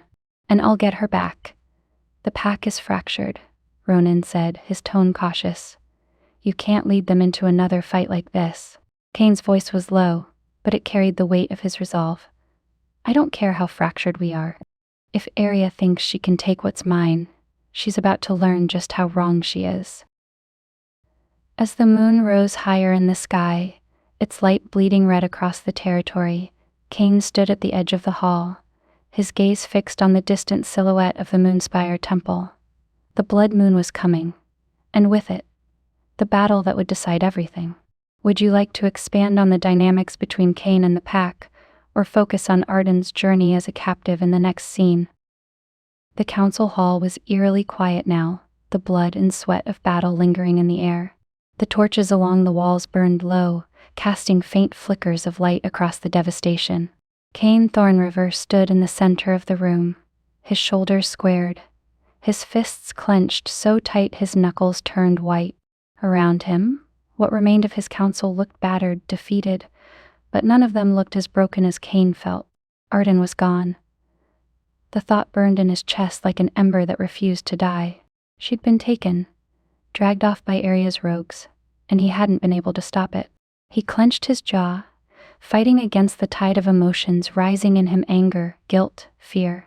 None of them had a place here, not now. "Cain." Ronan's voice broke through the haze. The Beta stood across from him, his face bruised, his tone cautious. "We need to focus on the pack. The rogues might regroup and strike again. If we don't secure our borders, they'll finish what they started." Cain turned to him, his gray eyes cold and sharp. "You think I don't know that?" he growled. Ronan flinched but held his ground. "I'm just saying Ardan's a healer. She knew the risks when she came here. If we waste time chasing her, the pack will fall apart." The words hit Cain like a blow, his chest tightening as the weight of Ronan's argument pressed down on him. He looked around the room, at the warriors who'd fought beside him, at the blood-streaked faces of his pack. They were tired, afraid, their trust in him hanging by a thread. Ronan wasn't wrong. The pack needed him. They were vulnerable, teetering on the edge of collapse. Every instinct as an alpha told him to stay, to regroup, to protect what was left of his people. But then he thought of Ardan, her fiery defiance, her quiet strength, the way she'd looked at him as she was dragged away. He thought of Solara's warnings, of the prophecy, of the bond he'd spent so long denying. And in that moment, Cain knew there was no choice at all. He straightened, his voice steady and commanding. "We're going after her." The room erupted into protests. "We can't leave the pack undefended. It's too risky. What if it's a trap?" Cain raised a hand, silencing them. His gray eyes burned with a fire they hadn't seen in years. "Ardan isn't just a healer," he said, his voice low but carrying. "She's the key to everything. The bond, the curse, the pack's survival, it all ties back to her. If we let Arya use her, we lose everything." His gaze swept the room, daring anyone to challenge him. "I'll go alone if I have to. But if you trust me, if you trust this pack, you'll stand with me." For a moment, no one spoke. The tension in the room was suffocating, the weight of Cain's words pressing down on everyone. And then, one by one, the warriors began to nod. "We'll follow you, Alpha," one said, his voice steady despite the exhaustion in his eyes. Cain turned to Ronan, his gaze hard. "Secure the borders. Hold the pack together. If anything happens while we're gone, it's on you." Ronan hesitated, his jaw tightening. "You're making a mistake." Cain's voice dropped, low and dangerous. "No. The mistake would be letting her die." Within the hour, the warriors were ready. Cain stood at the front of the group, his presence commanding despite the weight on his shoulders. The moonlight painted him in silver, the faint glow making his gray eyes look almost otherworldly. He looked over his pack, his warriors, his family. "This isn't just about Ardan," he said, his voice carrying across the clearing. "It's about the pack, about who we are and what we stand for. We don't leave our own behind. Not now, not ever." The warriors howled in response, their voices echoing into the night. As they set out toward the Moonspire Temple, Cain felt a strange sense of clarity. The bond he'd spent so long fighting felt less like a chain and more like a thread, something fragile but unbreakable. He didn't know what waited for them at the temple, whether they'd find Ardan alive, or if they were walking into a trap, but for the first time in a long time, he felt sure of one thing. He wasn't running from the bond anymore. He was running toward it, and he would fight for it, no matter the cost. The Moonspire Temple loomed in the distance, bathed in the blood-red light of the rising moon. Its jagged spires pierced the sky, ancient carvings glowing faintly with an unnatural energy. The air was thick, charged with tension and the metallic scent of coming violence. Cain Thorn River led the Silver Fang warriors through the dense forest surrounding the temple, his gray eyes locked on their destination. "Keep your movements sharp and quiet," he growled under his breath. "They'll be expecting us." Behind him, the pack moved as one, their breaths quiet, but their resolve unshaken. This wasn't just a rescue mission, it was a fight for survival. And Cain could feel the weight of it pressing down on his shoulders like a vice. They were nearly at the temple's clearing when the first attack came. Rogues burst from the shadows, snarling and slashing, their movements calculated and precise. Cain didn't hesitate. He lunged at the nearest attacker, his claws slicing cleanly through fur and flesh. "Push forward," he barked, his voice cutting through the chaos. "Get to the temple." The Silver Fang warriors fought with precision, their claws and teeth gleaming under the moonlight. But the rogues were relentless, their numbers seeming to grow with every moment. The air was filled with the sounds of growls, snapping jaws, and the clash of bodies. Cain tore through another rogue, his gaze snapping to the temple entrance. "We don't stop until we get Ardan." The interior of the Moonspire was a twisted reflection of its former grandeur. The carvings on the walls pulsed with an ominous red light, and the air felt heavy, oppressive, as though the temple itself was alive. Ardan was bound at the center of the main chamber, her hands chained to the ancient altar. Arya stood over her, her golden eyes gleaming with triumph. "You're too late, Thorn River," Arya sneered as Cain and the warriors stormed into the chamber. "The Shadow Wolf is already awakening." Ardan's green eyes locked onto Cain's, relief flashing across her face, despite the chains that bound her. "Cain," she whispered, her voice a mix of hope and warning. Cain's gaze snapped to Arya, his body coiling like a spring. "Let her go, Arya. This ends now." Arya laughed, the sound sharp and cruel. "Oh, it's just beginning." Before Cain could move, the ground beneath them trembled.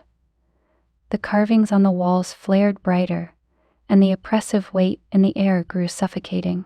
A low growl echoed through the chamber, deep and resonant, sending shivers down everyone's spines. From the shadows, a massive form began to emerge, a wolf made of smoke and shadow, its eyes glowing with an unholy silver light. The Shadow Wolf had arrived. The warriors faltered, their instincts screaming at them to run. But Cain stepped forward, his body tense but unyielding. "Stay focused," he barked. "We don't stop until it's over." The Shadow Wolf let out a bone-rattling howl, its voice filled with malice and power. It turned its glowing eyes on Cain, a sinister grin curling its ethereal lips.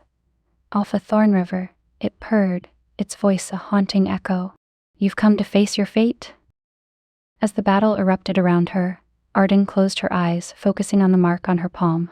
She could feel the Moon Queen's energy pulsing within her, faint but steady. She whispered an ancient incantation under her breath, and the chains around her wrists began to heat, glowing faintly with silver light. Arya noticed and lunged toward her, but Ardan moved faster. With a final surge of power, the chains shattered and Ardan sprang to her feet. Arya snarled, her claws slashing toward Ardan, but Ardan raised her hands, a burst of light emanating from her palms. The force threw Arya back, slamming her into the far wall. The Moon Queen's voice echoed in Ardan's mind. "Stand strong, child. The Shadow Wolf feeds on fear. Show it your resolve." Cain was locked in combat with the Shadow Wolf, his claws swiping through its smoky form to no avail. The creature laughed, its voice grating. "You can't destroy me, Thorn River. I am born of your blood, your denial, your fear. And now I will consume you." Ardan stepped forward, her hands glowing with silver light. "You're wrong," she said, her voice steady. "You're not unstoppable." The shadow wolf turned to her, its glowing eyes narrowing. "You think you can challenge me, little healer? You are nothing without him." Ardan's voice didn't waver. "I don't need to defeat you. I just need to weaken you." She raised her hands, the light from her palms intensifying. The shadow wolf howled in anger as its form began to flicker, its edges growing less defined. The shadow wolf turned to Cain, its voice a venomous snarl. "The curse can only be broken through an act of selfless love, Alpha. Are you prepared to pay the price?" Cain didn't hesitate. He stepped forward, his gray eyes locked on the creature. "If it means saving her in the pack, I'll do whatever it takes." The shadow wolf grinned, its form solidifying slightly. "Then sacrifice your alpha powers. Give them to me, and I will release her." Ardan's voice cut through the tension. "No, Cain, you don't have to do this." Cain turned to her, his expression softening. "It's the only way, Ardan. The pack needs you more than it needs me." He stepped closer to the shadow wolf, his body tense but his resolve unwavering. "Take them," he said, his voice steady. The chamber was filled with a blinding light as the shadow wolf lunged toward Cain, its smoky form wrapping around him. Ardan screamed his name, but the sound was drowned out by the creature's roar. When the light faded, the shadow wolf was gone, and Cain stood in the center of the chamber, his body trembling but his eyes still burning with determination. The curse had shifted, the balance had changed, but the fight was far from over. Ardan stepped toward him, her voice a whisper. "Cain, what did you do?" He turned to her, his expression softer now. "I did what I had to." Outside, the blood moon hung heavy in the sky, its light a reminder that the battle wasn't finished, and neither was their story. Chapter 8. The Moonspire Temple was deathly quiet, its ancient carvings dimmed as if the stones themselves were holding their breath. The blood moon hung heavy in the sky, its crimson light spilling through the shattered roof and painting the chamber in shades of red. The silence was deafening after the chaos of the battle, but Cain Thorn River stood at the center of it all, his body battered but unbroken, his gray eyes locked on the shadowy remnants of the shadow wolf swirling before him. Ardan Mistvale was at his side, her breathing shallow, her green eyes glowing faintly with the Moon Queen's power. She looked at Cain, her voice a whisper but steady. "You don't have to do this." Cain turned to her, his expression softer than she'd ever seen it. "I do," he said quietly. "For you, for the pack, for all of us." The shadow wolf reformed slightly, its smoky edges coalescing into a sharper, more menacing shape. "Words mean nothing, Thorn River," it growled, its voice reverberating through the chamber like a storm. "Prove your love, prove your worth, or watch everything burn." Cain stepped forward, his shoulders squared despite the weight pressing down on him. He could feel the pack's eyes on him, those who had followed him here, who had fought and bled for him. But all of that seemed distant now. All that mattered was the woman standing behind him and the choice he was about to make. He clenched his fists, then relaxed them, turning his gaze to the glowing mark on Ardan's palm. It shimmered faintly, a reminder of everything they'd endured. He took a deep breath, then looked up toward the moonlight, filtering through the temple's ruins. "I offer it all," he said, his voice steady but heavy with emotion. "My power, my title, my pride. Take it. Take everything, but spare her. Spare my pack." The shadow wolf snarled, its form flickering as though it was feeding on his words. "Do you understand what you're giving up, Alpha?" Cain's lips twitched into a faint, rueful smile. "For the first time, I think I do." The air shifted. The oppressive weight grew heavier, the carvings on the walls glowing faintly as the Moon Queen's presence filled the room. The faint outline of her form appeared a shimmering, celestial figure with eyes like twin moons. Her voice was calm, almost sorrowful. "You understand the price, Cain Thorn River?" He nodded. "I do." The Moon Queen turned her gaze to Ardan, who stepped forward despite the trembling in her legs. Ardan placed her hand over Cain's, her green eyes locked on his. We do this together, she said firmly. Cain's brow furrowed. Ardan, you don't. I do, she interrupted, her voice unwavering. I choose you, Cain. Not the Moon Queen, not the bond. You. And if that means giving up my connection to her, then so be it. The Moon Queen's expression didn't change, but there was a faint flicker of something in her eyes, approval, perhaps, or understanding. So be it, she said. The carvings on the walls flared to life, the light spreading throughout the chamber. The shadow wolf howled, its form twisting and writhing as the power of the Moon Queen surged through it. Ardan closed her eyes, her hand tightening around Cain's as she felt the connection to the Moon Queen begin to sever. It was like losing a part of herself, a piece of her soul she hadn't realized was so deeply embedded. Cain felt the shift too. The strength that had defined him as Alpha began to ebb away, replaced by something quieter, but no less powerful. The shadow wolf let out one final, bone-rattling howl before it dissolved into the air, its smoky form dispersing like mist in the wind. The oppressive weight lifted, the carvings dimming as the blood moon's light began to fade. Cain staggered slightly but didn't let go of Ardan's hand. He turned to her, his gray eyes searching hers. Are you okay? She nodded, though tears shimmered in her eyes. Are you? Cain's lips curved into a faint smile, one that didn't quite reach his eyes. I don't know, but I think I will be. The Moon Queen's form flickered, her voice echoing softly. The curse is broken, but the road ahead will not be easy. Love is its own trial, and you have both chosen it. Walk it wisely. And then she was gone, leaving them standing in the silence of the temple, the faint glow of dawn creeping in through the broken walls. The pack gathered outside the temple, their eyes wide with awe and confusion as they saw Cain and Ardan emerge. Cain's presence was different now, less commanding, more human, but the respect in their gazes didn't waver. What happens now? One of the warriors asked, his voice hesitant. Cain glanced at Ardan, then back at the pack. We rebuild, he said simply. Together. Ardan stepped closer to him, her hand brushing his. And we move forward. Without the curse, without the bond forcing us together. Just us. Cain nodded, the weight of everything settling over him like a cloak. But for the first time in a long time, it didn't feel suffocating. It felt like hope. The Silver Fang territory felt different in the light of a new dawn. The heavy, oppressive air that had lingered for generations was gone, replaced by something lighter, something hopeful.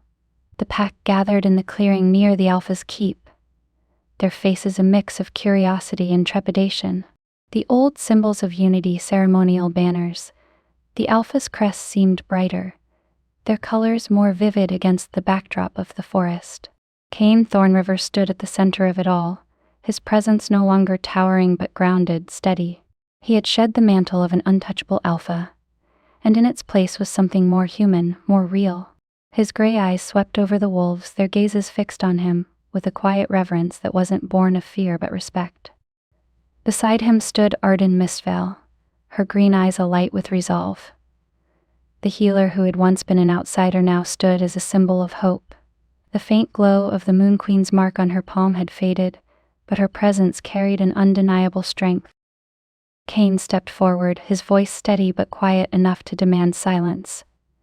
The curse is broken, he began, the words simple but heavy with meaning. For generations, it's been a shadow over this pack, dividing us, weakening us. No more. The pack murmured softly, the tension in the crowd easing. It's not just the curse that's gone, Cain continued, his gaze moving from wolf to wolf. The way we led, the way we ruled, the way we treated each other, it ends now. We move forward together, not because of fear or duty, but because that's what this pack deserves. His eyes landed on Ronan, who stood near the edge of the crowd. The Betta's face was unreadable, but there was a flicker of something, respect, maybe, or guilt. And if anyone questions that, Cain added, his voice hardening, they can take it up with me. Ardan stepped forward, her voice softer but no less commanding. This isn't just Cain's pack, she said. It's ours. All of ours. The bond that saved us wasn't just between the two of us, it was the bond we shared with all of you. If we're going to rebuild, it has to be together. She paused, her gaze meeting each wolf's. I came here as an outsider. I didn't ask for this, and neither did Cain. But we chose it. And now we're asking you to choose too. Choose to trust, to heal, to grow. The pack was silent for a long moment, the weight of her words settling over them. Then, one by one, they began to nod. Ash, the young warrior who had once doubted Ardan, stepped forward. He dropped to one knee, bowing his head. For the Silver Fang pack, he said, his voice steady. The gesture spread like wildfire. The other wolves followed, kneeling before Cain and Ardan, their heads bowed in a silent promise. Cain's throat tightened, but he didn't let it show. Stand, he said, his voice carrying over the clearing. We don't kneel to each other anymore. We stand together. The wolves rose, their eyes alight with something that hadn't been there before. Trust. Trust. The pack spent the rest of the day working side by side, clearing the rubble from the battle, repairing the damage to the keep. Warriors who had once been at odds with each other shared tools and stories, their laughter ringing through the trees. Cain watched it all from the steps of the keep, his arms crossed over his chest. Ardan joined him, her hands dusted with dirt from tending to the wounded. You're staring, she said, a faint smile tugging at her lips. Just making sure it's real, Cain replied, his voice low. She nudged him lightly. It is. As the sun dipped below the horizon, casting the territory in shades of gold and amber, Cain and Ardan stood on the edge of the clearing, looking out at their pack. They're different, Ardan said softly. Cain nodded. They're free. And you? She asked, her gaze shifting to him. He glanced at her, his gray eyes softening. Still figuring that out. Ardan reached for his hand, her fingers brushing his. You don't have to figure it out alone. For the first time in what felt like forever, Cain allowed himself a small, genuine smile. I know. The pack's howls rose in the distance, a sound of unity, of hope. And for the first time, it didn't feel like a duty or an expectation. It felt like home. The wind at the howling cliffs was sharp, crisp, and cool, carrying with it the salt of the nearby sea and the faint, wild scent of the forest below. Cain Thorn River stood near the edge of the jagged precipice, his hands resting on the stone ledge, his gray eyes fixed on the moon rising slowly over the horizon. Its silver light bathed the cliffs in a soft glow, the shadows long and peaceful. Behind him, Ardan Mistvale stepped lightly over the uneven rocks, her green eyes bright in the moonlight. She wrapped her shawl tighter against the wind, her hair tousled by its playful gusts. She paused a few paces behind Cain, watching him in silence for a moment. You look like a man carrying a secret, she said, her voice soft but teasing. Cain turned his head slightly, a faint smile tugging at his lips. If I was, would you be able to tell? Ardan stepped closer, leaning on the ledge beside him. I'd probably let you keep it. For a little while. They stood together in companionable silence, the moon climbing higher, casting its reflection on the distant waves. The air between them was light, but charged with unspoken thoughts. Ardan finally broke the silence, her voice quieter now. Do you think they'll ever truly understand? She asked, her gaze fixed on the forest below, where the soft glow of the pack's fires dotted the darkness. What it took to get here. Cain was quiet for a moment, his eyes narrowing slightly as if searching for the right words. Maybe they don't have to, he said finally. Maybe it's enough that they're safe, that they have a chance to build something better. Ardan nodded, though her expression remained pensive. Sometimes I think about Solara, about what she gave up, how much pain she carried. And yet somehow we're standing here because of her. Cain's voice softened. She didn't have the choice we did, but she gave us the chance to make one. That's more than most would have done. Ardan tilted her head back, her eyes tracing the constellations. Do you ever think about how different it could have been? If the curse had never existed, If we weren't this? Cain let out a low chuckle, the sound warm and rare. You mean if I wasn't a stubborn, cursed alpha who didn't know what he had, until it was almost too late? Ardan laughed softly, her voice carried away by the wind. I think the curse just brought out the best and worst in both of us. He turned to her then, his gaze steady. It showed me what mattered. That's enough for me. Ardan reached for his hand, her fingers intertwining with his. For me too. She glanced back at the moon, its glow reflecting in her eyes. The curse is broken, she said softly, almost to herself. And our fairy tale life is just beginning. They stood together, watching the moonlight stretch over the cliffs and the forest beyond. The pack's distant howls rose through the night, a song of unity and freedom that echoed across the landscape. Cain squeezed Ardan's hand gently, his voice low. It's not going to be perfect, you know. Fairy tales never are. Ardan smiled, leaning into his side. I don't need perfect. I just need us. He pressed a soft kiss to the top of her head, the rare gesture filled with a quiet intensity. Together, they looked out over the world they'd fought to rebuild, the weight of their past now a memory, and the promise of tomorrow stretching before them. The wind howled once more, carrying their story into the night, a tale of curses broken, bonds forged, and love that refused to be denied.